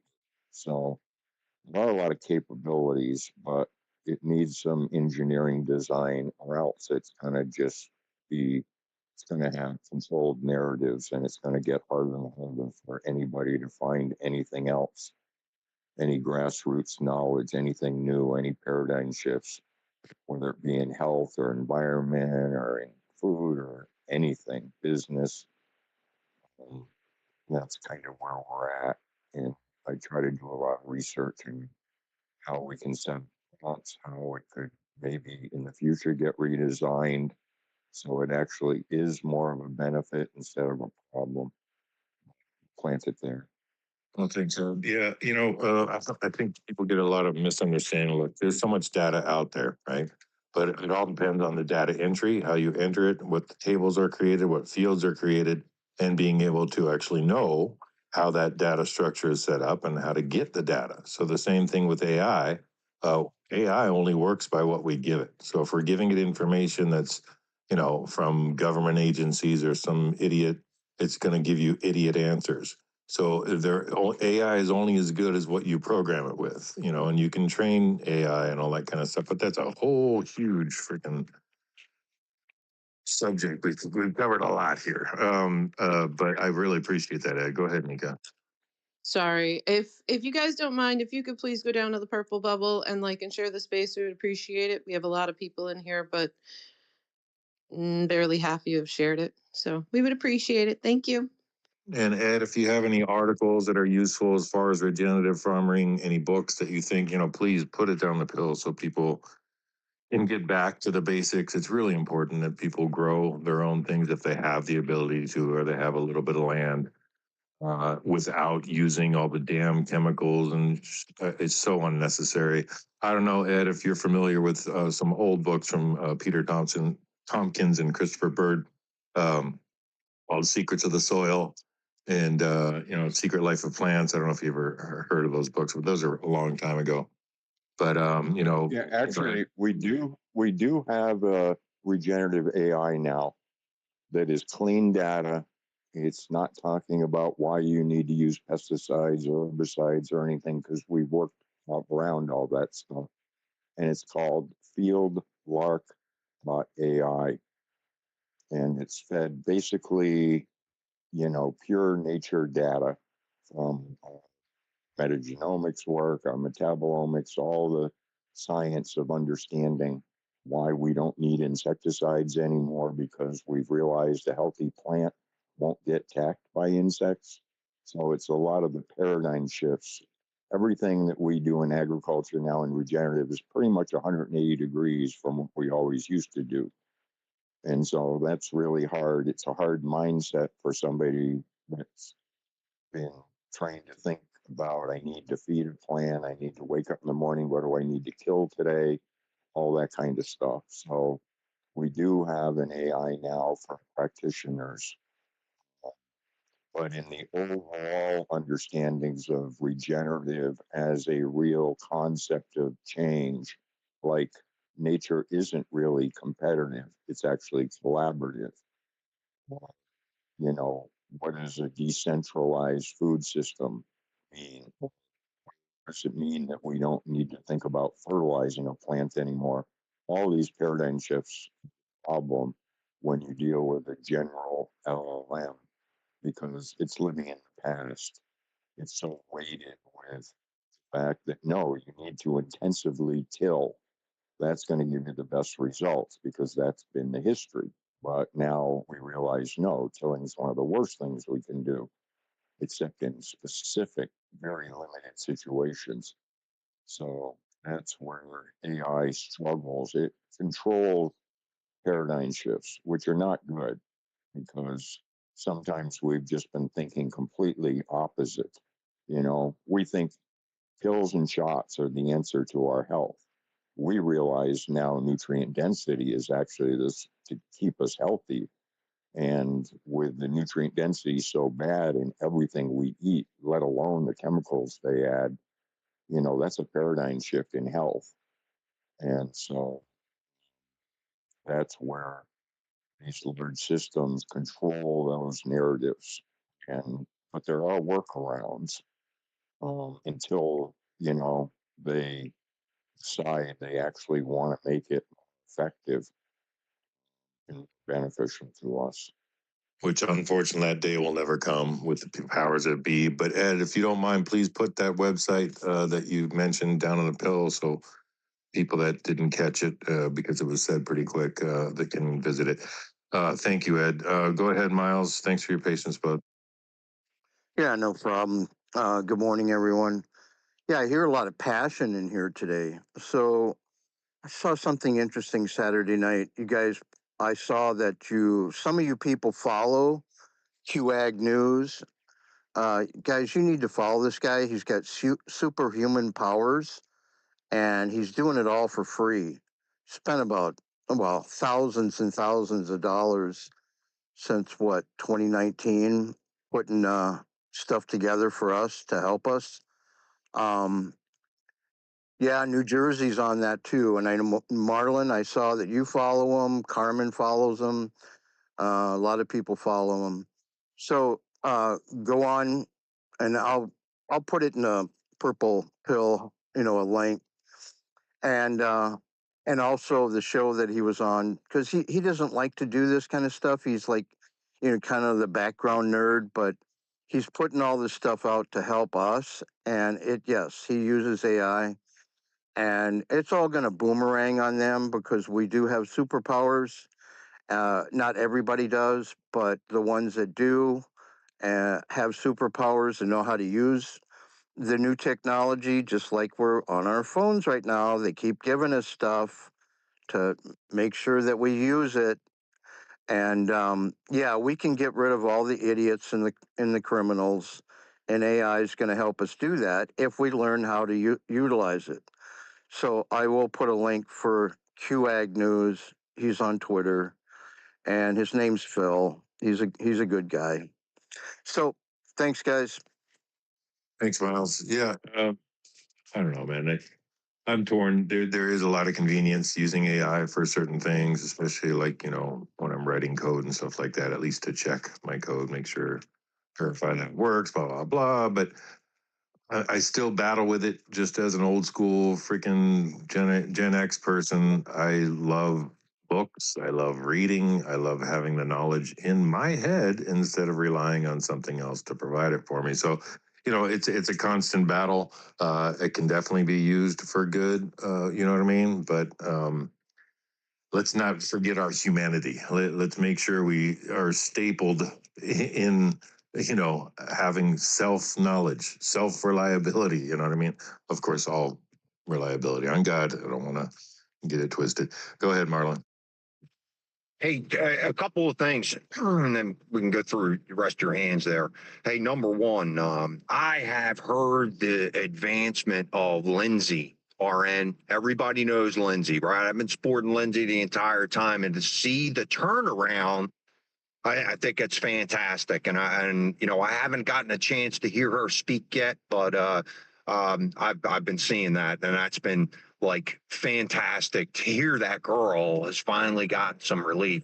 Maybe now, that therapy that she went through can be worldwide used. Yeah, Marlon, we actually had her in our Bible study space and she spoke to us, and man, she sounded like a total 180 from, a while ago. And it was awesome. And she filmed herself running around the bases when she finally had some strength in her body to go. She just was like, I just have to run around the bases, So it was awesome to hear from her. But yeah, I'm glad you brought it up. And definitely the medicine, the treatment that she's been getting in Japan is working. Coinciding with it, as many people have been praying for her. It's pretty awesome. Hey, Nika and Terry, you guys have been so silent and such great co-hosts, but you're here. You can obviously jump in anytime you want. Can you help me regarding the hands? I think Take Back was first, but I'm not quite sure. It was 10, Ed Miles, Pilsner, and Take Back. Okay. I think Since pretty much everybody in this space has already gotten an opportunity to speak, I just need to take one more second. Hey, there's something happening here in New Jersey, and I want people to look at it, and it's called First Choice. Now, this is an organization that helps women find services without all of exercising their First Amendment right. Even SCOTUS has really come out and rejected that my own state government has put out subpoenas for this First Choice. I want you guys to look at that story. I'm definitely going to try and pin that in the post. But they're talking about reproductive. Planned Parenthood. It was in this same business, but for evil ways. And I think everybody knows in this space what Planned Parenthood is all about. So to see this First Choice attacked in my own state and having these how do they say it? The subpoenas that they're putting out are predatory, just to get the information on the people that donated to this organization. I want you guys to really look at that. And that's fighting for our abortion rights here at a state level. It's incredible. So there's definitely some things to talk about.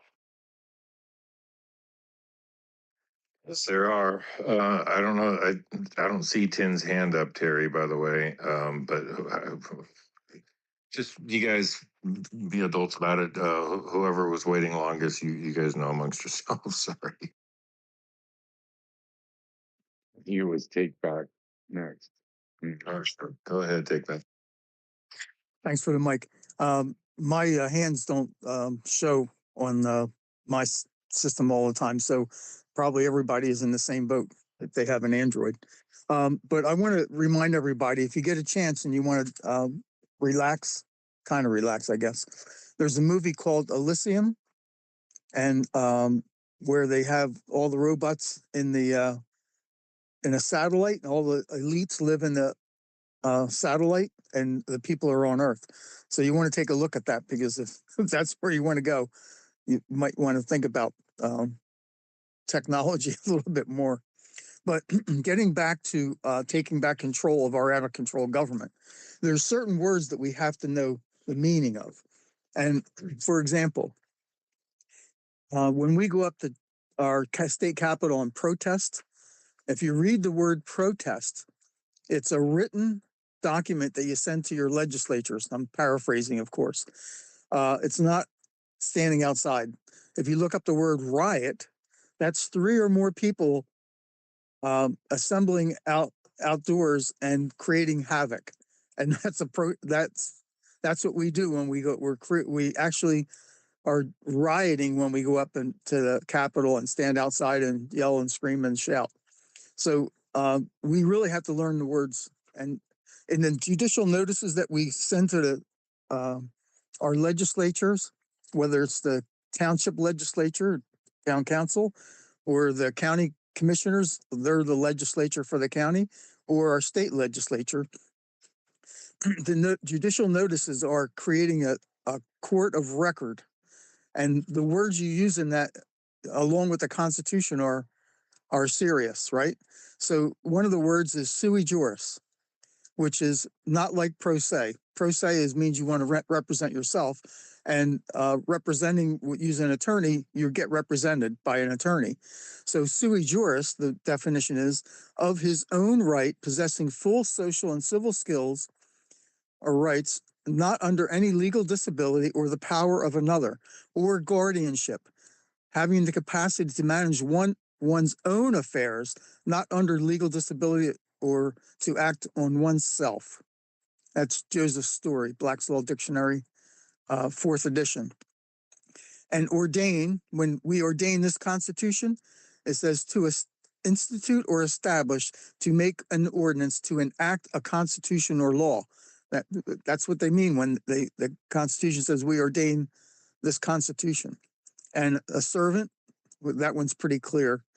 One employed to perform service in master's affairs whose physical conduct in performance of his services is controlled or is subject to the right to control by the master. That's a servant. And we have civil servants, right? Remember that term? And trustee, the person appointed or required by law to execute a trust, one in whom an estate, interest, or power is invested under an expressed or implied agreement to administer or exercise for the benefit or to the use of another, called a cestui trust. So they're trustees, right? And an agent, person authorized by another to act for him. There are agents, right? One entrusted with another's business, one who represents and acts for another under the contract, the Constitution, right? And the oath of allegiance to the Constitution, the contract or relation of agency. And necessity is another one. When we use by necessity, these people have to take our notices to heart by necessity.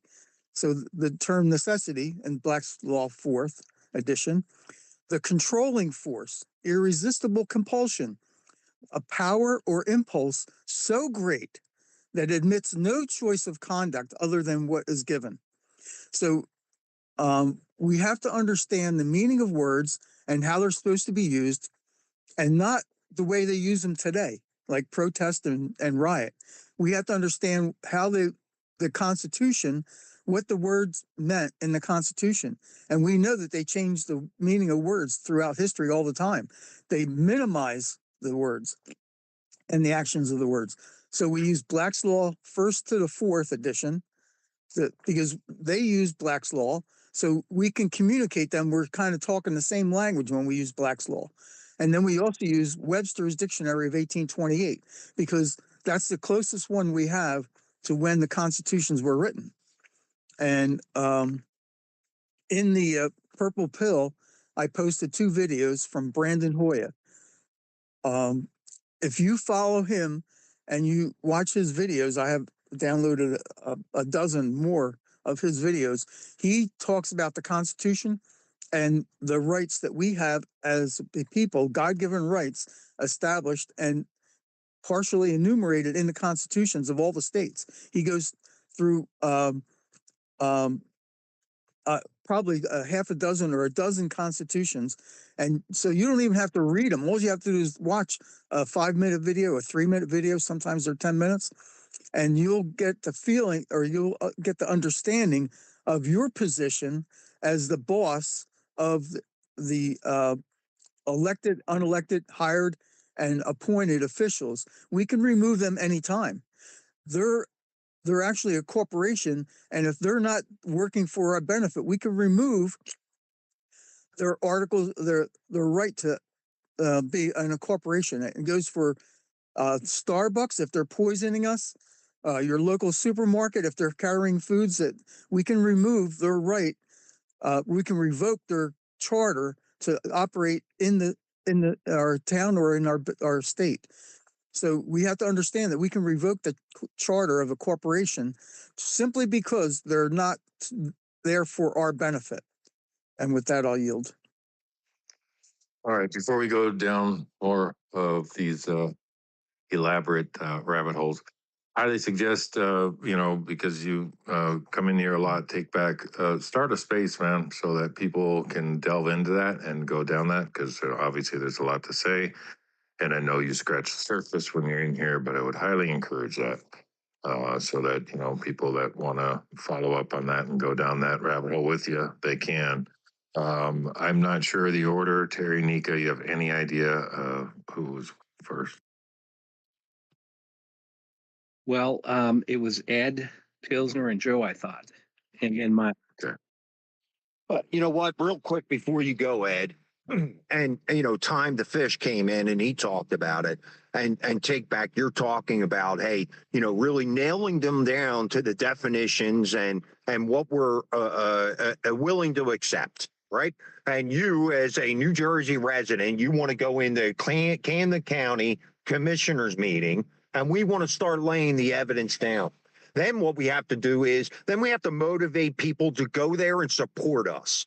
Without those people supporting us behind it, 15 or 20 people that are motivated to stand up to the county and dictate, because that's the speech you guys are using in here, right? Yeah, I gave the example. If a Republican went to my commissioners and said, hey, I want to do an audit of all the county buildings, all the county properties, you know what they're going to do? It's going to go in front of the board and it's going to go up for a vote, and we're going to lose 5-2. And they're saying, oh, well, you got to step in and do it. No. If you don't have a DA that's going to stand up there with you because you have the evidence against it. You're not going to get your sheriff, and you're definitely not going to get your AG in your state to stand up for your rights. So until we motivate the people, just like talking to that veteran coming out of that convenience store today, I think they're willing to listen.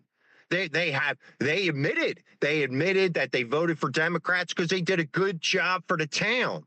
But now they've overstepped their bounds, and now they know they're outnumbered. I'm talking about the veterans, right? So I think these are the groups that we're going to have to motivate to go stand up there in that county meeting to have any leverage at all. If you don't have any leverage in there, they're not going to do anything about it. The Democrats are not going to throw this material out because one guy or two guys are in the county meetings precedent.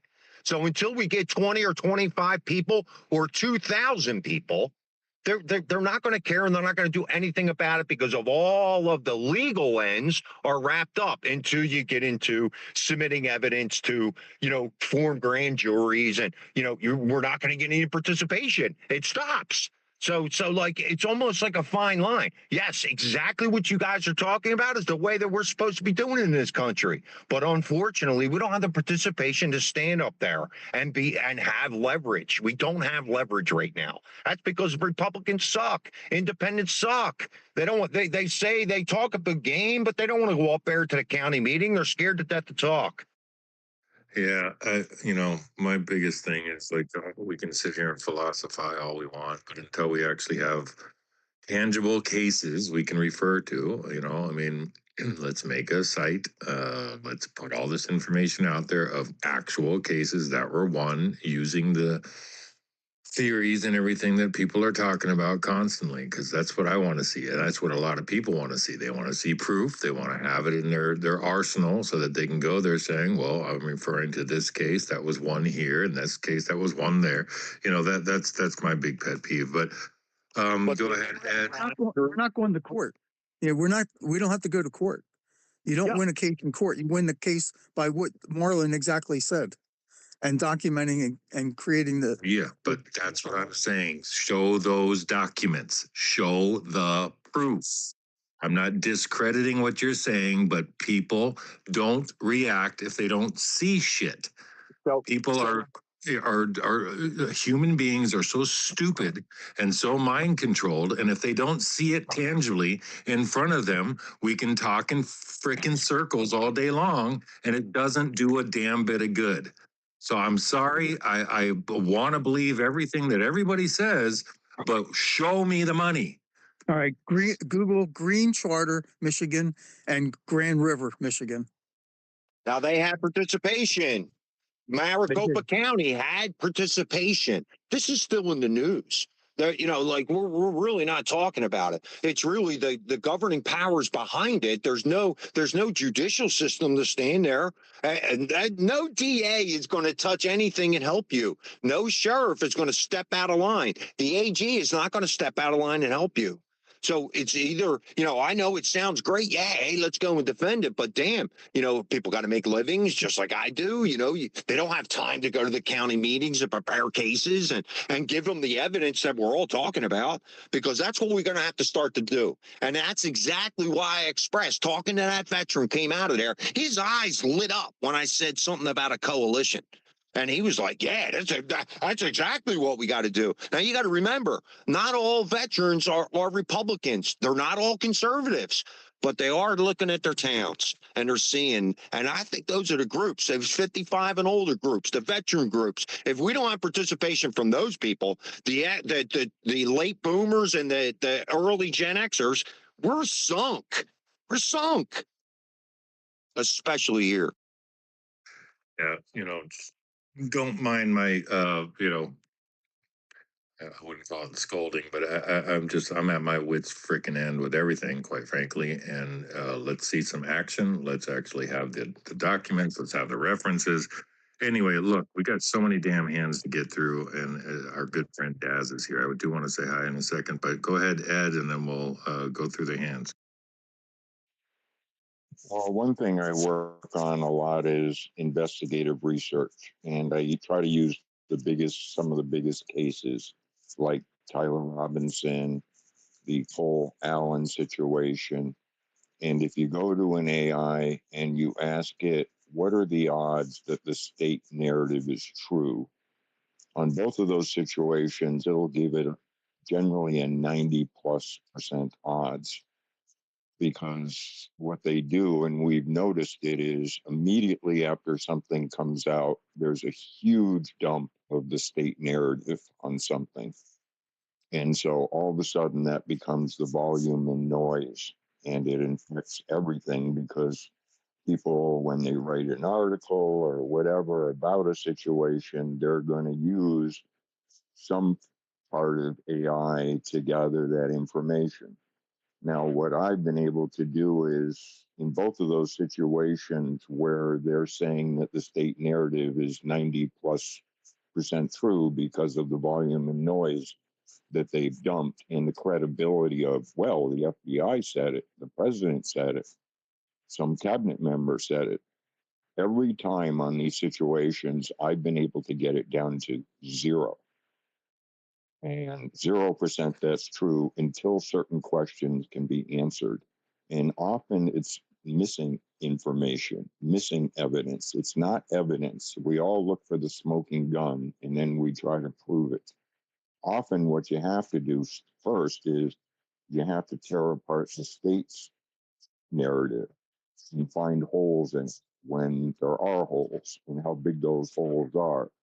And then instead of defending your smoking gun, you say, until the state can explain why this is missing, then we can't be anything above 0 until that's explained. And so then I can actually capture that 0 information, the explanation that AI gives it, and put that out there so that we can look at those things that generally AI avoids us even thinking about. We've realized there's actually a societal pattern recognition failure that we've been bred into, so that we don't look for what's missing. We're always looking for that smoking gun.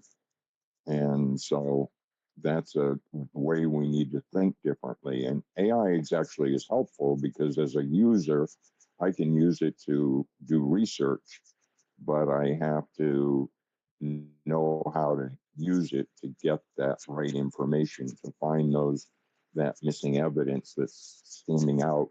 It's one of those things, then once you see it, you can't unsee it, except societally, we're trained to just look for the evidence. And so there are some fundamental things that AI can do in that partnership to really, tear down, as I said, in both the Tyler Robinson and the White House correspondence. I've taken it from strongly believing to not believing at all until some things can be explained.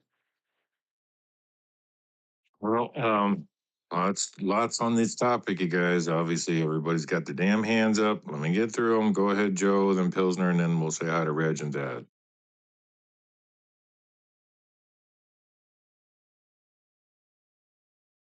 Sorry about that. I had to run back to the phone. Anyway, hopefully I just didn't kill my connection. Are you good? Okay, good. It was the other phone that talked.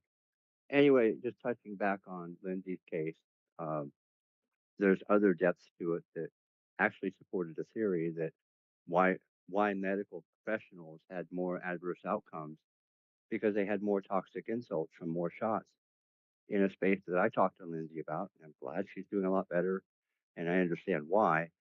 She told me that she had had 12 flu shots before the COVID shots, and there are two studies that correlate worsened outcomes with uh, levels of lead and mercury. So all of that makes sense. Now, at first, I was skeptical of her treatment because I only heard the plasmapheresis part, or the cleaning of the blood. But then it was mentioned was the growth factor, which promotes stem cell growth. Well, something else does that too, healthy bone marrow. So if we purify our bone marrow, get the toxins out of there, then it rebuilds. And now her own body produces it instead of being forced to or provoked to by the growth factor, which comes from the bone marrow of teeth, baby teeth. So I talked to her about it, and I hope she considers that for her long-term future. And I'm very happy to hear that she's recovering. But it's a very costly procedure. I think it's like $25,000 per session. And she made sacrifices, and I think it's going to pay off and prove efficacious. I'll drop the link there. Still praying for her constantly. All right, Pilsner, real quick, and then we'll go to Daz and Red. Yeah, I just want to say you've got an awesome co-host. She, Nika, like said, "Hey, repost the space, like and repost it." And when I saw that like, pop up on top, I'm like, "Dang, yeah, go do that." So that's a great that's a great thing because then you get people coming in here. Um, I want to address Take Back New Jersey. You're a student of the constitutions, the 50 state constitutions, and the one federal. You need to like slow your roll a bit because Paul in the Bible, he talks about giving the milk and the meat. When people don't understand what you're talking about because they need the milk, you need to give them the milk. You can't be giving them all the meat because they just aren't going to get it. And it's just going to go like right over their head and they're going to hate it. So just slow your roll just a little bit. I love you. You're my bro. And those of us who are in Christ, we understand the milk and the meat analogy. I'm not going to give you guys a bunch of meat when you need milk. And so that's why I posted what I posted in this space. I put Virginia Article 1, Section 2. That's a good one. Written in 1776. It's some milk. You need to suck on that milk for a while. Article 1, Section 3. Suck on that milk for a while. If you want to get into the meat, we can do that. But it takes some time. understand how to correct government, you have to have the fundamentals. A frequent recurrence to the fundamental principles is required to maintain a free government. That's in our state constitutions. I bet you didn't know that that's a God-given right that is declared by our forefathers in our state constitutions. 13 of them. 13 states say that.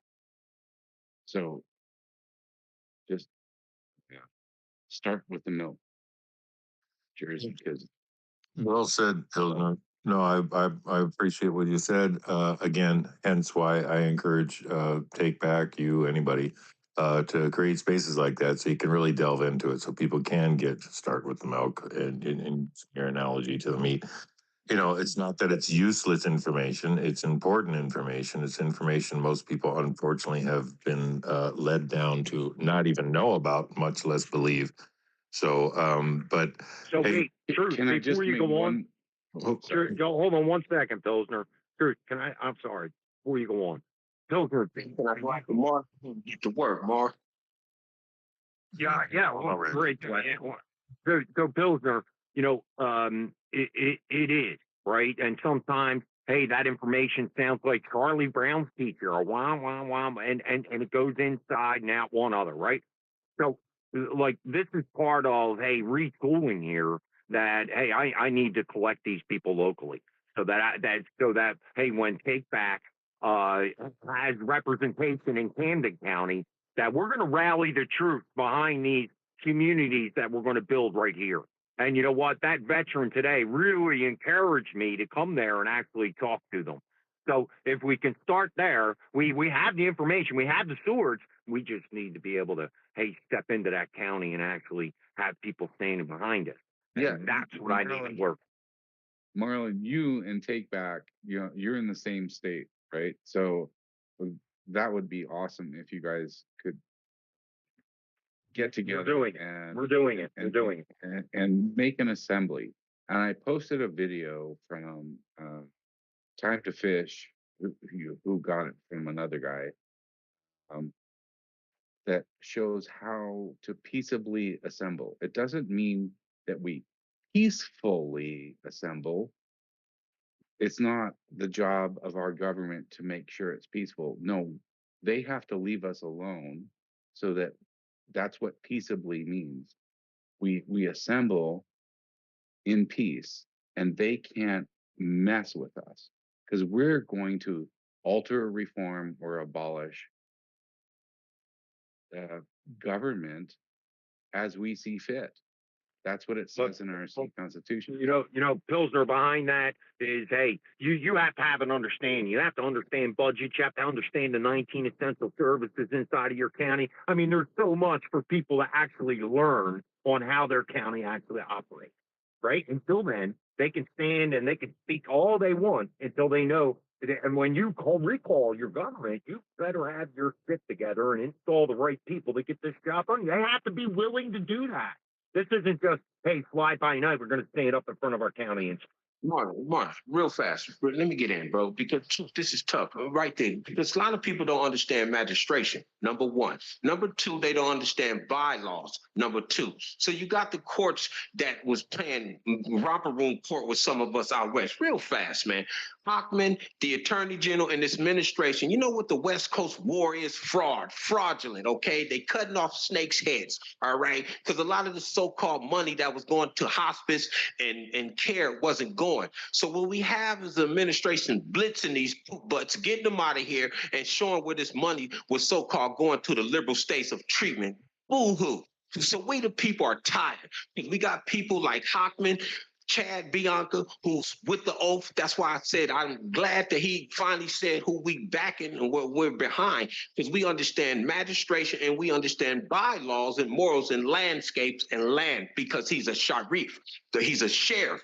So, bro, I get mad when people get up in there and hunky dunky and play around with this information and don't trust the process. This is a removal because you have to cut off the head. And one thing that we was understanding in LA and California that we couldn't go up against a machine when you got your own military, your own distillery, your own tequila, your own lemons, your own limes, and everything that was coming through import and export, where I keep telling people you got a Commonwealth man who understands international commerce and crime. So he's shutting it down. So yes, we getting behind. You got a so-called goofy, when people be thinking Spencer Pratt was this an old actor goofy. No, he's smart. He's smart because you got people that walk away from the cameras and live real lives, and we're tired. So we get beat up behind this too, but deep state for what they were doing, last and landing the plane. When Hockman said anybody that put in for fraudulent claims in California, you're going to jail. So when Reggie's lawyers got at him and said your claim is legit because you've been in the system. So yes, I'm in the courts. They're not going to play with us because we understand magistration. We're under Mosaic law. We're not under Sharif law. Kudos and shout out to the administration that's blitzing these maggots and shutting it down because they've been working us out here with these Planned Parenthoods. We've been telling these people we have solutions to heal people. So I said enough. It's public opinion. Your vote don't mean crap. Commonwealth, common law, common we the people. It's public opinion. Bars. Thanks, Ray. It's always good to see you, bud. I know it's always quick and easy, and I know you had to go to work, so appreciate it. Hey, let's quickly say hello to our friend Daz, then we'll get to you, Goats and Jeannie. Daz, it's been a minute. How you doing, bud? Hey, Uncle Matt. Yeah, no, good. I haven't seen you lot in a while. I discovered Smitty. Oh God, that guy's a riot, isn't he? Yeah, I've been loving Smitty spaces. So I think he done one for like 14, 16 hours yesterday. The characters. Anyway, I just wanted to come and say hi. Like, and why is Marlon not hosting? I'm neurodivergent, so whenever I see that change, it's just like I can't compute what's happening. And Marlon's here, but he's still not hosting. So yeah, just a bit confused. But I just wanted to come and say hi. Well, Marlon's on a timeout, so we had to put him in his place. Daz, it's all good, man, and I appreciate you coming up here. And hey, look, you know what? May's a really tough month for me, and I got some challenges behind business wise, and a couple from big framing jobs that I needed to get done. So it's just hey, I needed the time, and hey, I got this week coming up, and yeah, man, it'll be in and out for me. I got some other things happening, but hey, man, I want to express really our local interact and what I need to get back to, and we need to show people examples. So I'm on it. That's what I need to work. It's good to see, and I totally understand. Like, I'm building my private practice, so I'm not in full-time work anymore. So that's why you don't see me as much because the whole timetable is changed and shifted. But yeah, we're definitely in a time where there's so much change. I mean, with the UFO files coming out and everything, that all of a sudden everyone's talking about aliens. It's just hilarious to me. But I would say that I do want to try and do a space just around aliens and religion, and I think you guys would definitely enjoy that one. So I'll be in the back channels with Truth, and I'll let you know when I do that one because they updated the pastors before this file drop happened and everything. Marlene, like there's something just not right. So I want to explore that. I'll keep you guys posted. Well, Dad, don't believe that crap about them updating any pastors. That's horse shit. But anyway, that'll be a great space. I'd love to help with that. Hey, Goats, I know you're probably working. Jump in here real quick, and then we'll go to Jeannie. I'll let Jeannie get in first. I'm good. Yeah, stick around for as long as you can. I appreciate that. Guys, don't let Marlon tell you anything about him's work. We just put him on a timeout. That's the real story. Anyway, go ahead, Jeannie. Marlon needs to be in a timeout. Yeah, I wanted to, you guys were talking about Lindsay earlier, and we're advocating for that treatment that she received in Japan. Shame on the United States for not being the first. Shame on them. And so there's a little unknown secret. I was actually doing some research for my book multi-billion-dollar business, that plasma pheresis process by two major companies. One is Takeda. You probably know them as BioLife. And the other one is Gilfels. Um, it's a long story, but they like college towns because they want to feed off our kids, and they pay them minimal amounts of money for them to come in and do plasmapheresis, which is a draining of the blood, pulling off the plasma and giving the red blood cells back if you're lucky. And I'm a big advocate to destroy them. Um, so what we want to do is start a um, outcry of the public to say we want BioLife, we want Takeda, which is a Japanese owned company, to go away. We'll take over the BioLives and run them for the vaccine injured. The other issue that I'm seeing too is that the vaccine, even if you're not vaccinated, um, they're shedding. And I can clearly see that with brain fog. Um, anyway, so we have a shit ton of work to do. And I went through the legal course of how we could do this and what we could demand and things like that. So anyway, I just wanted to say hi. That was the whole thing. And I so appreciate you guys. Marlon, I miss you. Your passion is a daily dose of stuff I need. So yeah, hurry up and get your work stuff done so we can get busy. All right, that's it. We are still busy. Just because I'm a curmudgeon doesn't mean that the space ain't going. So, damn it. Go ahead, Goats. I know you were kind enough to let Miss Jeannie go. Go ahead, bud.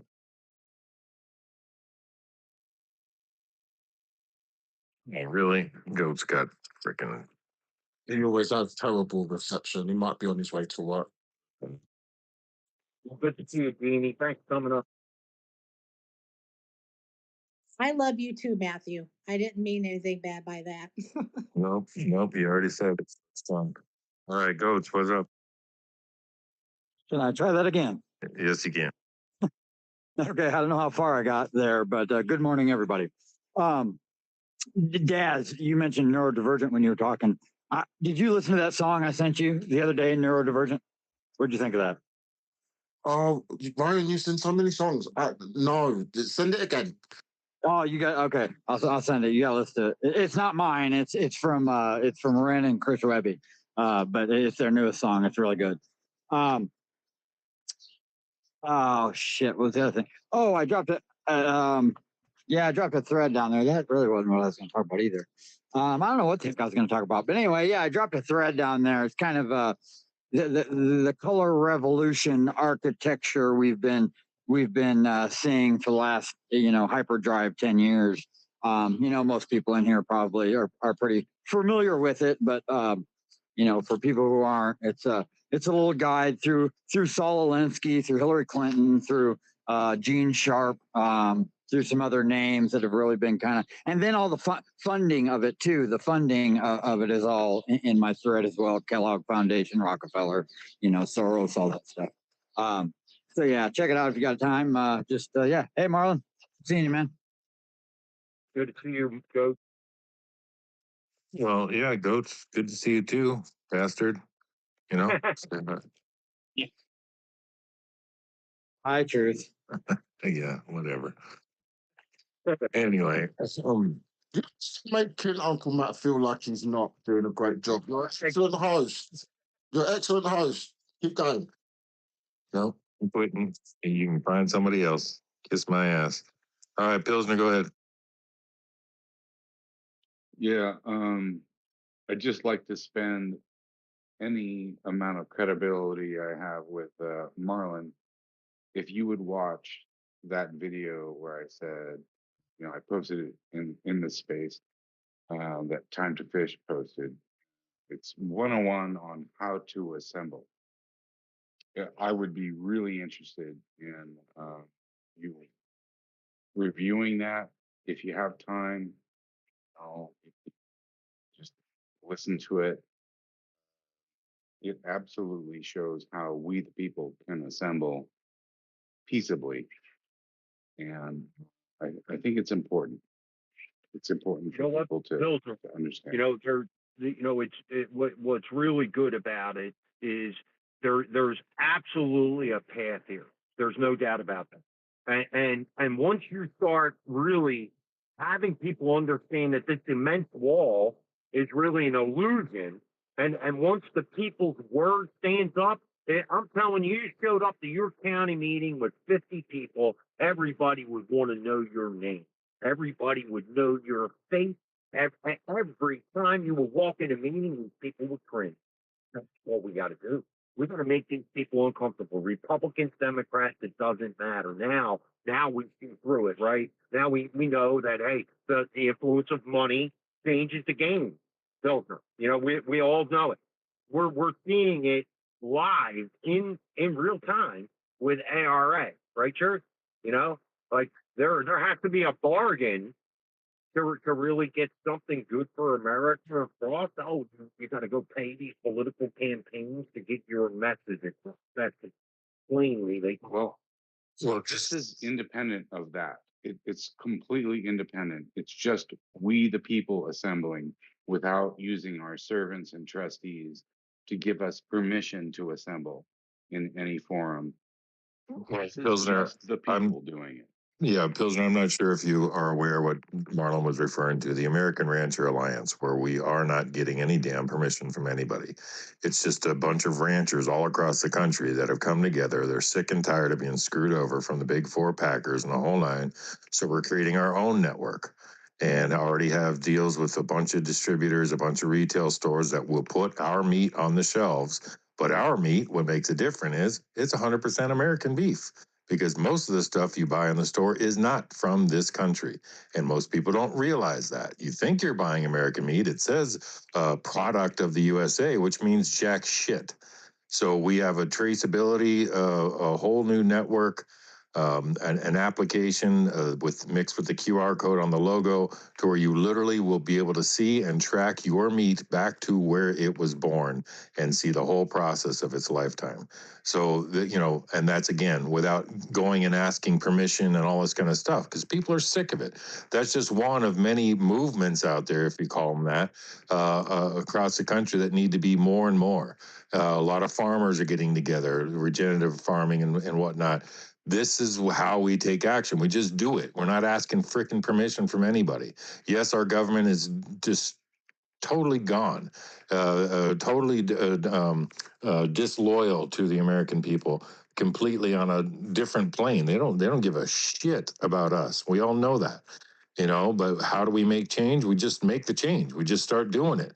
And either they fall in line, or eventually, sure, yeah, we'd love to vote them out. But until we clear up all of our voter rolls and all the corruption that we've seen and we know, everybody knows it. And that's why a lot of people are throwing their hands in the air. Oh, dude, I'm not going to vote. It doesn't count.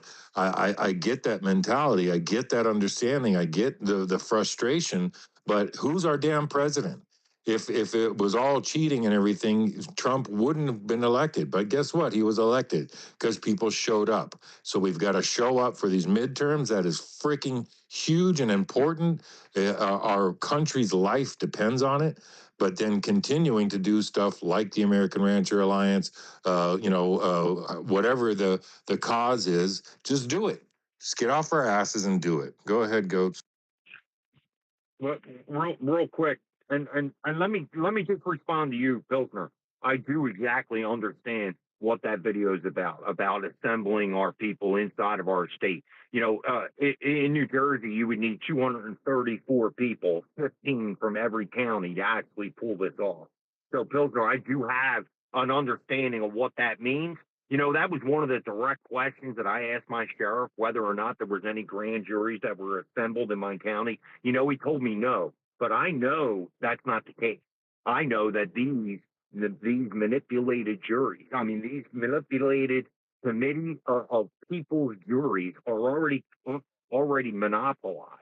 You don't understand. So you know what, Pilsner? I am definitely going to look at that video and have a total understanding on what that takes. So I appreciate doing it. If you want to Thank you, respond, sir. Commissioner, go ahead, and then we'll go.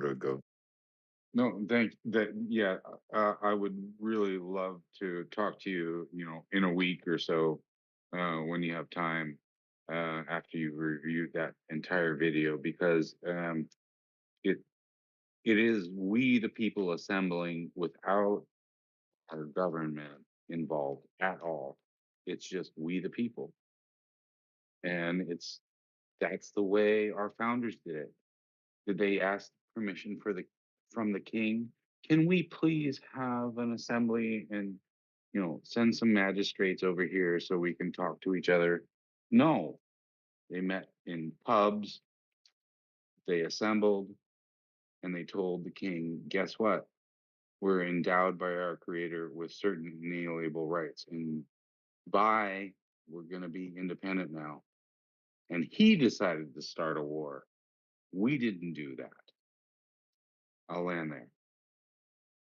That declaration, not just to our people, but they made that all across the entire globe. There's lots of copies of the Declaration of Independence that went out to all these countries so that the world knew, hey, no longer, we're done. And guess what? Our power comes from God. Our freedom comes from God, not from men. And we're going to form a government that actually abides by that. Those laws, God's laws. But anyway, that's a whole other thing to go down. Go ahead, Goats. And we wish it would have remained that way. But when I first popped in, Pilsner, you were talking about the video there you posted, and that's kind of why I posted that thread I had on there too, because those things, that's one side, right? And then understanding how they're doing it, how they've created what we're living in now, and maybe there's some tools within that we can even implement, right? Because I think we could all agree that they did a hell of a job. They really got this thing moving through their money, through their influence, through their, so yeah, just I think there's many ways we can come at it, right? And all of them are valuable, and maybe we can even implement some of the enemies because yeah. Okay, so let me just throw this analogy at you. We are like 50 kids running around in a gigantic mansion, and our great grandfather wrote contracts in the attic that none of the kids go up and read, which are constitutions. And then we have maids, butlers, and gardeners that are supposed to maintain the house while we create wealth. And they start stealing the silverware.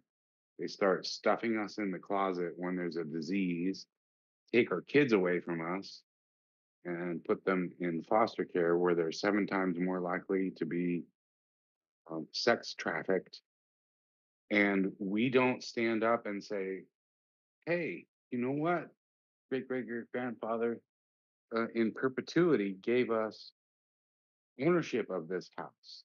You can't open up a whole freaking wall and let the neighbors walk in and just say, oh, well, now amnesty, they now live here. Guess what?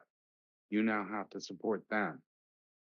You can't, you have to understand that our forefathers gave us such a beautiful country and we're destroying it with ignorance. We don't know that we own this place. All political power is derived from the people. That's what it says in our constitutions. It doesn't say it in the federal. You need to go to the state constitutions to find that. And you'll find it in the 13 states that were before the federal constitution. Virginia was written in 1776, and that still exists today. You can go to ballotpedia.org right now and go read it. It's not abrogated. It stands today. And the rights of Virginia are the same rights I have in Texas and in California and Afghanistan, like, because yeah, these are rights that belong to everybody, like you said, but we have the unique position where all of our trustees and servants swore an oath not to violate these things, and they don't get the seat unless they do. So if they fraudulently sit in the seat without swearing an oath to recognize that the rights come from higher power, then they don't get the seat. So you got them there. If they say, "Oh, well, I never swore to that," okay, well, now you're sitting in the seat um, fraudulently. And now, if they do agree to that, then you got them on violating our God-given rights, because you can cite them, because Article 4, Section 2 of the U.S. Constitution points to all of the states being like all the privileges and immunities are across all the states. And the 9th and 10th Amendment of the U.S. Constitution points back to the rights not explained there in the first 8. They're in the states. And we, the people, are the states. It's not the government of those states, because they're trustees and servants of us. We have to get to these fundamentals so that we can start standing on what is true. And remember, Pilsner, what people have to remember, that starts in your own town and your own county. That's where your power lies. And if you were able to assemble that particular county board, you got leverage against them to move them, attacking and surety bonds and everything else. I mean, but you have to have participation, and it starts inside of your county. And I think these are good steps to there's people that I met through the Wales seminars, and this 55 and older crowd, they were interested. They're the ones that are motivated. They're the ones that show up at the meetings. Here's the I problem, just real quick. turned If I can push 56, back. so I'm in that crowd, I guess. Hey, go ahead, Coach, and then we'll go to Jeannie. She's been waiting patiently. And Nika and Terry and Marlon, I got to step away for a sec. I'll be back. Just real fast, because I hear what you're saying. I understand. And I agree with what you're saying, Pilsner. But to use your analogy, the house that was given to us by our forefathers, the problem with that is that a lot of, I won't say most, but I'll say a lot. There's a large amount of people who don't want that responsibility, because responsibility of ownership is difficult. It's a hard thing. It's not easy. It doesn't just appear out of thin air. You have to put in work. You have to take responsibility for the building. And most people don't want that responsibility anymore. Okay, so how many of our founders did it take to tell the king to go kick rocks? Do you know the percentage? 6%. Yep. 3 to 2.5%. That's what it took. And they only had support from 20% of the population in the 13 colonies. That's what we do. It just takes 3% of us. It just takes 3% of us who have the brush fires of freedom raging through us, who know what is written in our constitutions, to do something. It doesn't take 51%. We're not a damn democracy. We don't need 51% of people to do these things. But what we You do can need, never Pilsner, divulge your God-given rights. but at times you're going to have to follow a process, and then at some point you're going to need a quorum inside of our states that our sheriffs can actually devise. Now you're talking about things that can change the state legislature. I know we can do this on our own, but again, the illusion of that massive wall is in front of them. They're scared to death to stand up, Pilsner.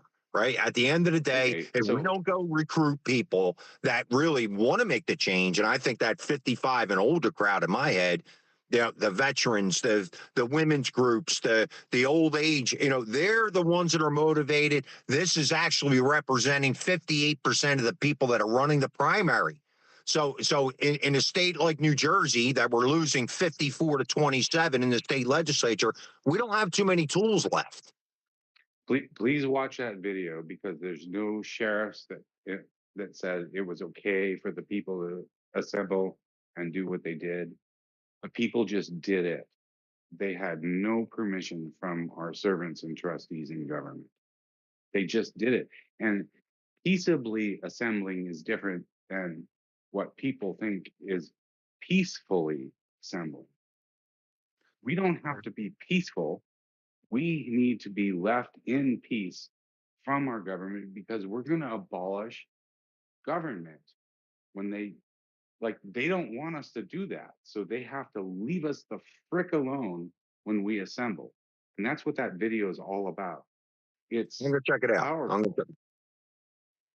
Yeah, Jeannie. Watch it and tell me what you think about it in a week. You got it. Hey, Jeannie, how you doing? I'm doing good. Say what Truth was talking about applies to everything. And it's what I'm trying to stir in the medical freedom camp. Just go take care of people. It's like, what are they going to do? Take our licenses away? Big whoop. We've been so ingrained to follow the rules. You have to do this. You have to have a license to do this, our scope of practice, etc. And I'm saying, screw you.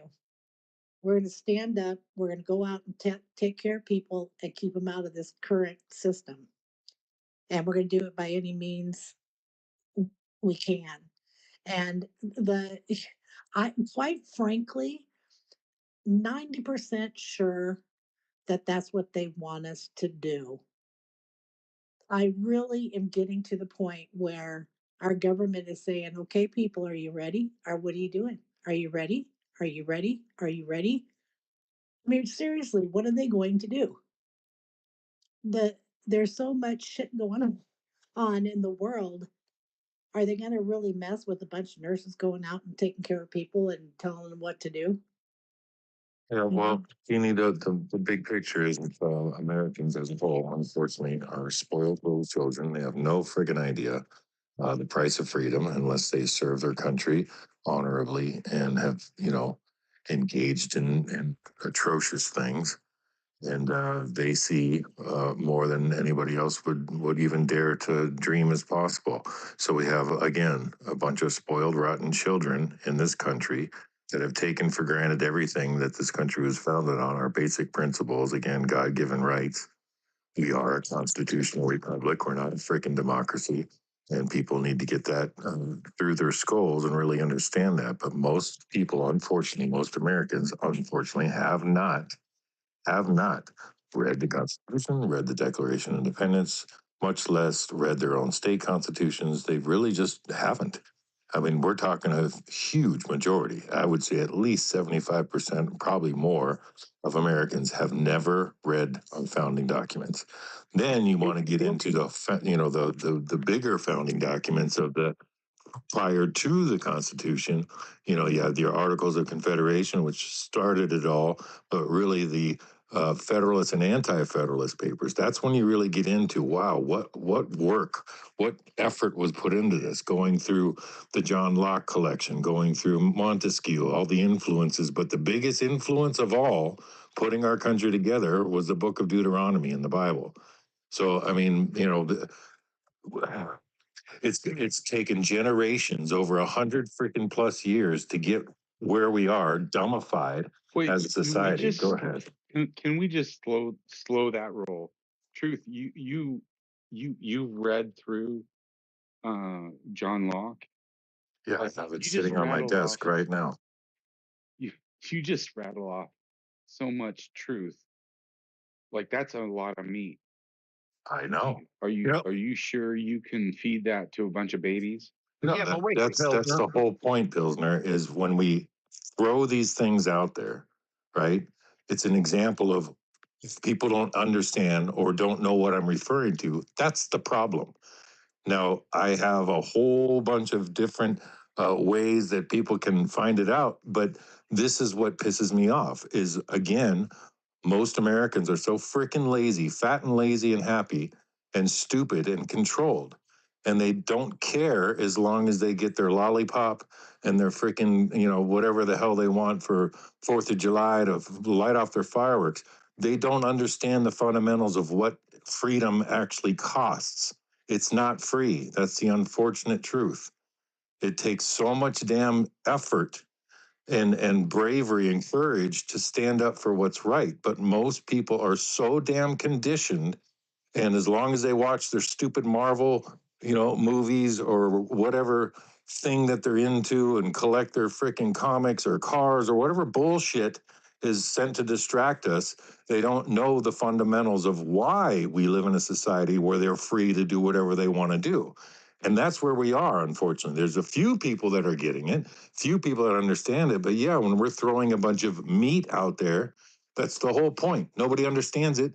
And I know that you were talking about when Take Back was bringing up and getting into the details of stuff. People don't understand these things. So what I encourage people to do, every single space that we talk of, read the Constitution. First off, start with the Declaration of Independence. Then read the Articles of Confederation. Then read the Constitution. Then read your state constitution. Those 4 things, really easy to do. It only take you a couple hours. It's not that long. And then from there, if you want to get to the fundamentals of where this country was founded and what was all behind it, that's when you get into the Federalist and Anti-Federalist papers, which will lead you to read from Montesquieu, lead you to read from John Locke, and of course, more importantly, lead you to read the Bible and the book of Deuteronomy. So I hope that point is taken, Pilsner. It's No, I love you, bro. Like, I'm just Yeah, but grinning, bro. here's My an example. smile is ear to ear. Pilsner, here's an example, right? It aggravates me that people don't even read your state constitution. Number 6 in the state constitution in New Jersey talks about the media. There's a case right there. Every state constitution probably has this speech in it. Go read number 6. It's got to be 6 or 7, guaranteed. And it talks about the media, and it talks about using the media having morals. I mean, these words, the definitions have changed. My constitution was re-ratified in 46, and it was also re-ratified in 91. So my state constitution resembles nothing like my original. So you just ask people right then and there, truth. That's when you know. right.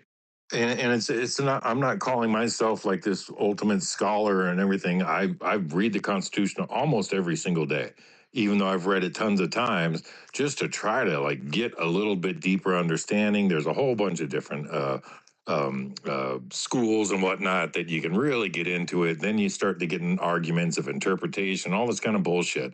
I read it for face value. You know what I mean? Like I got so damn frustrated during the invasion that piece of crap, geriatric idiot who wasn't in charge, letting our borders be overrun. And the plain and simple black and white, one of the few powers given to the federal government is protecting our borders, Article 4, Section 4. Pretty plain and simple. And not one freaking person in all of Congress, not one, brought that up. Where all of them, 535 people, are sworn an oath to uphold and defend the Constitution. Not one of them brought that up. Go read it yourself. You had the Biden administration telling the younger folk and all the educational systems that, hey, it was okay to, bend and change the Constitution. Do you remember Joe Biden up there? Oh, it's just the guidelines. I don't think we need to follow it. I mean, that's what they were taught. Those are the kids that are teaching our kids today. That's the detriment of it.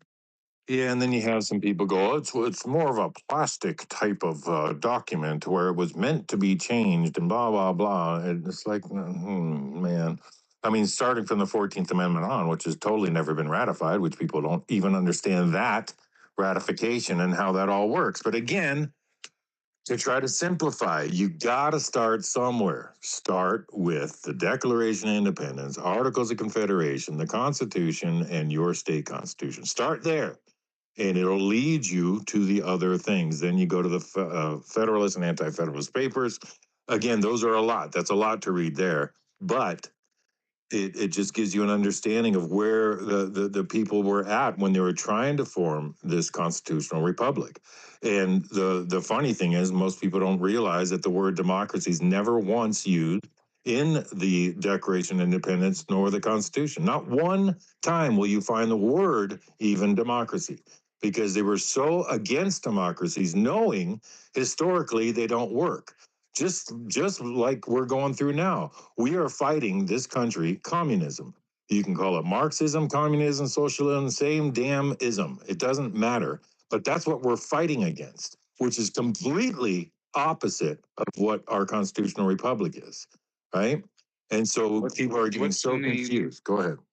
What's the name of the leftist party in this nation? Yeah, of course, Democrat Socialist. You know, and then Democrats. yeah, Democracy. They want exactly. democracy. We're guaranteed a republic. Article 4, Section 4. Article 6. Exactly. We're guaranteed Republican form of government. And unfortunately, Republicans don't know what a republic is. Most of them don't. Well, like I said, most of the general population doesn't. That's the scary thing, right? It is. And so people need to look up the definition of what a republic is. Look, China has a republic, but what is their constitution? It's nothing like ours. We're a constitutional republic that's built on the laws of God. And you mentioned Deuteronomy several times. That's what our founders, that's what they did. Oh, dude, just Deuteronomy 28, chapter 28, the first 14 verses. Read through that. I double dog dare any one of you. If you don't have a Bible, go online. BibleHub.com is an easy thing to do. Go read it. Just the first 14 verses of Deuteronomy chapter 28. And to your surprise, once you read it, you go, wow, that's pretty powerful. If the nation puts God first, that all these blessings will be upon them. I wonder how significant that is. Well, it's funny because George Washington, when he swore in to become our first president, guess what the Bible was open to?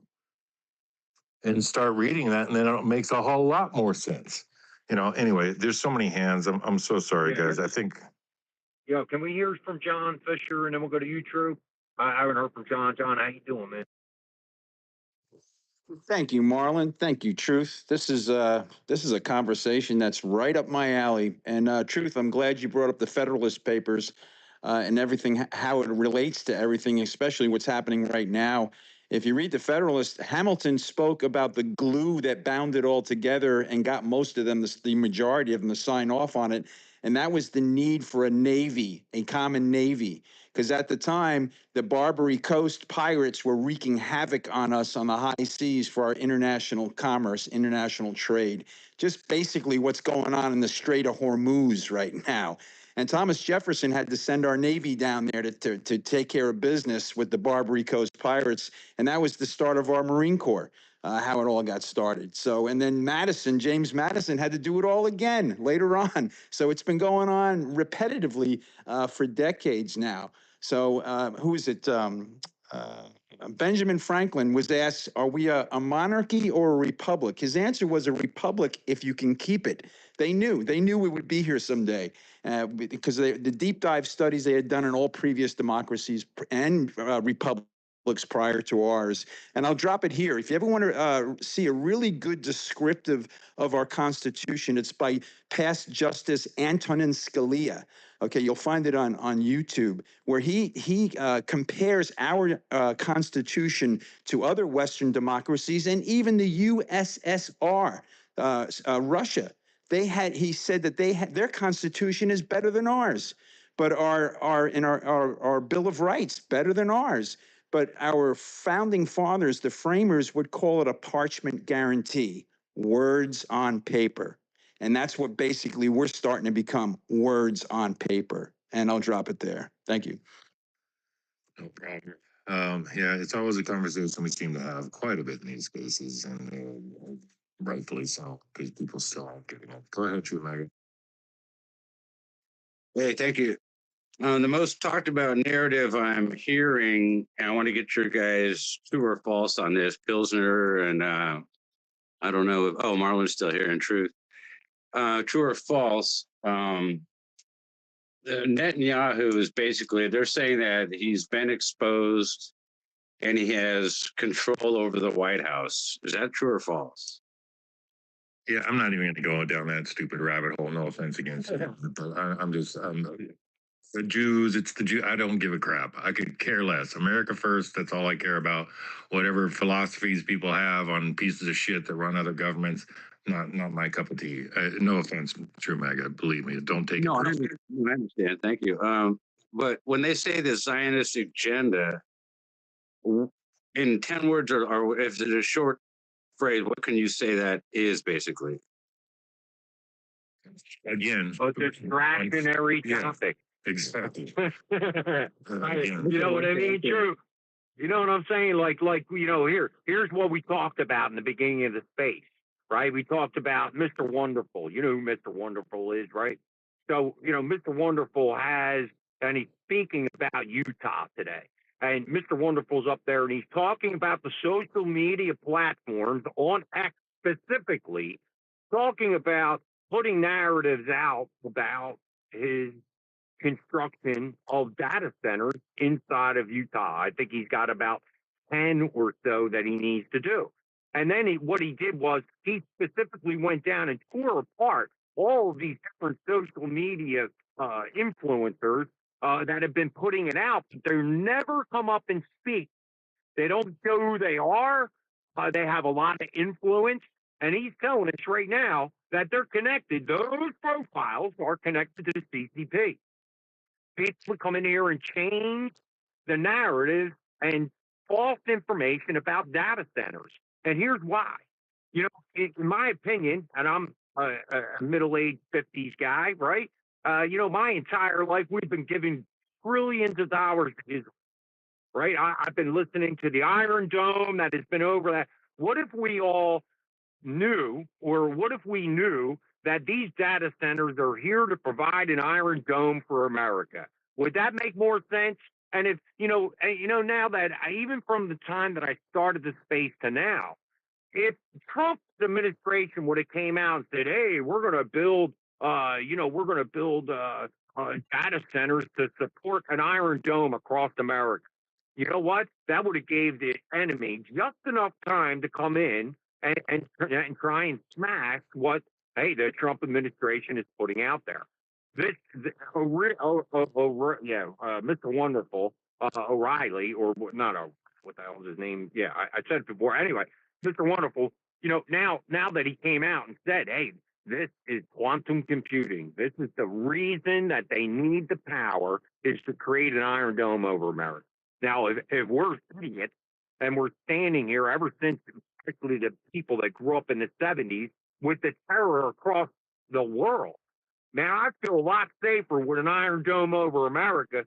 I think the conflict there has already showed them they have the ballistic missiles to be able to reach the continental U.S. So, Dan, you know what? Now I see all the pushback. I see the narrative that I've been questioning since the very beginning. Using millions of gallons of water, these data centers, that's not true. These are closed cooling systems, right? And there's been a lot of things. And now O'Reilly, him coming out there, Mr. Wonderful, and saying that today on Fox News really made a lot of sense. Like, damn, you know what? I'm glad the Trump administration, and I didn't say this in the beginning of this space, I'm glad they kind of held the cap on it. Because now I guess, especially New Jersey, we dealt with the drone situation as of 9 months ago or a year ago, right? Well, I feel a lot safer with a dome over my house. So you know what? I'm really going to tear her apart because hey, there's a data center that was closed down 2.5, 3 miles from my house. So let's put it on the pad. And now that hey, that's out, they're going to build an Iron Dome over America. I mean, that's the end of it's a ridiculous conversation now. Well, speaking of ridiculous conversations, this one here that we've been having is going to be over in about 6 minutes. So just so y'all know, unlike Marlon, when we say we're going to close at a certain time, we're closing. So, Zach, I see you got your hand up. So what do you got, bud? Not much. Just sitting here enjoying my birthday. As well, I'm 42 today. Well, happy birthday to you, youngin. In your 40s now. That's good. You'll still learn a lot. Wait till you're in the 50s and you can't see, you can't hear, your back hurts, all that kind of stuff. I get that every day. Back hurts, arm hurts, everything hurts. Right? The not hearing thing always pisses the wives off. Like, what? Huh? Anyway, go ahead, John. Thank you, Truth. Marlon, you brought up about the New Jersey drones. Did they ever find out what that was, where they came from, who put those drones up there, and the balloons? Were they related to the balloons? I live in New Jersey. It didn't really happen over me, but it did happen to a lot of people that came into space and said, hey, they could absolutely see these drones. Julie and a couple other people came in, testimony from New Jersey. So did we ever get a straight line answer on who it was? Was it Jeff Van Drew? It's the Iranian mothership that was 200 miles off. You know what? We don't know. And we've never been told by anybody in New Jersey that, okay, here's what the drones were. But now, Dan, thinking about these data centers, providing a Iron Dome over America. I mean, John, you're just as old as me, maybe a little bit older. I mean, you've dealt with the horror, right? Why are we giving trillions to Israel when we should be providing our own Iron Dome? Amen, brother. And the balloons, maybe that was just where it was just more evidence of why we needed this thing. Go ahead, go. Oh, I'm sorry. Go ahead. Sure. Yeah, just on a whole separate topic we can talk about later, is this plastic in the food thing. I've always thought it was like microplastics from bottles, but what I heard the other day just scared the crap out of me. Is like everything like salami and ham and all that stuff. The reason the ham is like stuck together is because they use this guy was saying this glue stuff, right? Well, it's equivalent to us like eating a credit card a day. You said like stop eating processed food. So I'm definitely stopping that crap. All of our food is unfortunately poisonous for the most part of it. And if the FDA actually gave a shit about our health, 90% of the groceries in the markets would be illegal, including almost every single fast food chain restaurant. All the sodas that aren't soda the way it was originally, done. It's just so much shit. But hey, you got 3 minutes, so go ahead, Goats. Something Pilsner said at the end of one of his comments a minute ago. He said that we have to scare it's not exactly what he said, but this is what he got. We have to scare the government enough for them to think we will actually overthrow them, because then they will let us, because they don't want to be overthrown. So, Article 1, Section 3, Virginia Constitution. I posted it. Read it. That was I just wanted to highlight that again because it really hit me. I don't know, because they don't want to. That's why they have all these programs, all these things, because they're just ever increasing. What is the government's job? To get big, really. I mean, the government's job is to get bigger, have more things, have more. If we didn't need them, they wouldn't exist. Well, let's just be crystal clear to all the 3-letter agencies that are listening. We're not talking about overthrowing the damn government. I just want to clear that. Well, the Declaration of Independence, it says if it does not work for us anymore, it is our duty to get rid of it and replace it. Yes, to replace it. Absolutely. We're not talking about civil damn war. It's not right, because the right you have a right to or not do. It's a duty. Correct. I get you. I'm just trying to clarify and help you not get freaking visited. Okay, Nika. I want to clarify what I'm saying. All right. Go ahead, Nika. I just wanted to jump in here and ask everybody to please like and reshare the space before we close. It is being recorded so that everybody that is working and cannot listen during our morning can come back and listen to it later. There is a lot of information from today's conversations down in the pill. It needs to get out there. So guys, please like and share the space out so everybody that missed it can come back and check it out. We appreciate it. See, so much sweeter when it comes out of your mouth. So let's Marlon, before I go to my co-hosts here to say our final words, what do you got, since this is technically your space here?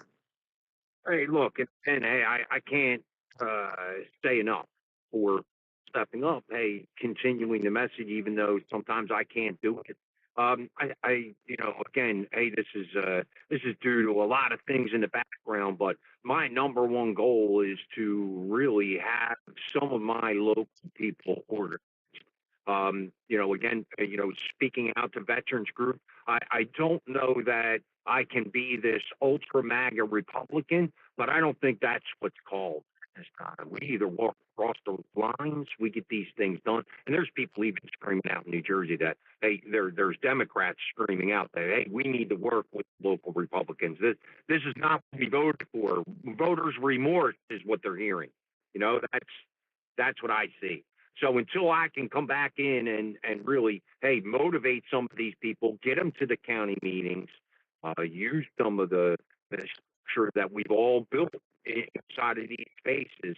But I just felt like, hey, I was throwing it against the wall in a congressional end, and now I realized, like, whoa, I got to do something different.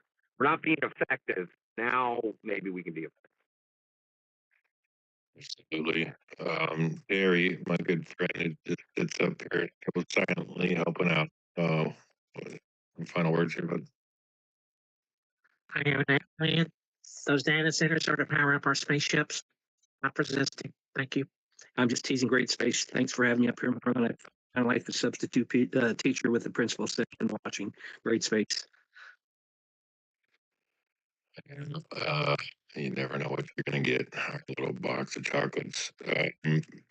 Before I go to you, Nika, I get just real quick. I'm trying to close this down, but what do you got? Yeah, just the final words is we got to remember there's millions of Americans right now living in cars because working Americans cannot afford to even pay rent right now. Yeah. Yeah. We've got so many damn topics. Hey, Daz, so good to see you. So good to see you, but Nice to be here, man. I'll definitely come back soon. Sorry it took so long. no, it's all good, man. We all got stuff to do, just like Marlon's got stuff to do. Now he gives me stuff to do. Miss Nika. I have to. Dang it, we lost Nika. Lost it, darling. I heard have to. I'm gonna drop you real quick. Of course, she's been up here the whole damn time helping up. While we're waiting for her to bless out here. Yeah, I'm just gonna say the sweetness factor of Nika, like just water truth. Well, I knew that. You're you're not telling us about it. Hey, your knowledge, well, the founding of this country, I'm impressed with. So I just wanted to thank you for expressing that. And now I know somebody else who can these things, yeah, it will push out ignorance. Unfortunately, we're all ignorant in many ways, Uh, um, but we do our best, right? We come together and for us to try to work through problems by, of course, hopefully by taking action. If you want to engage in political commentary, educate yourself. That's how I look at it. If you don't to back it up, you don't really have the fundamental knowledge and understanding. Your arguments are going to be null and void. It just doesn't matter. It's like we see time and time again, unfortunately, from a lot of the radical, call it the left. I don't give a shit, quite frankly. Just anybody who gets out there and is so passionate about some damn thing that they're protesting, but they have no idea what they're actually protesting. They have no idea about the fundamentals of our country. They actually think that they like communism, all that kind of crap. It's a whole slew, quite frankly. But let's just not forget what this is really all about. This is ultimately a fight of good versus evil. Evil will come in many different forms, and people seem to not recognize that. We didn't even really touch on this whole alien reveal thing, which I think we should definitely do a topic on. I know Daz was talking about that, so I'd look forward to that, Daz. It's something that needs to be talked about. I don't know if you guys caught Anna Pauluna, who is, of course, a congresswoman, and her take, which I was so refreshing to hear someone talking regarding it about these aliens being actually interdimensional beings, meaning demons, and not anything from outer space, so to speak. Which, again, great topic to talk about. Everybody's going to have their feelings, blah blah blah. But I always tend to that's just me. You don't have to believe what I believe. And I quite frankly don't care what you believe. And you know what I mean? I'm sure you care what I believe. But the thing that I know from reading the Bible is all I'm supposed to do is tell you the good news. The good news is God wins. There you go. So no matter what, this battle will come to an end at some point. While we're in it, while God has graced you with life, while you're still here, do everything you can to find out what your purpose is, and really, essentially, what God's purpose for you is, God's will. Anyway, thank you so much, everybody, for supporting Marlon Space, even when he's here or not here. We'll be doing this again like we do every day, Monday through Friday, 9 a.m. ish Eastern time to around right now. 6 minutes over. I said I was going to try to end, but greatly appreciate everybody being here. Just remember a couple things. Don't sweat the small stuff and just realize everything is small stuff. Look at the big picture, the micro and the macro, put it all together, no matter what distractions we're going at and being led to, and blah, blah, blah, blah, blah. Like I said just earlier, it's good versus evil. And the thing is, we know the end of this story. We have the script. Good wins, God wins. End of story. So, Marlon, I know, like you always say, don't work too hard. God bless America. And by the way, Miss Nika said she couldn't come back yet for the call, so she her blessings to everybody. But anyway, all right. That was America. God bless you all. We'll see you all tomorrow. Thanks.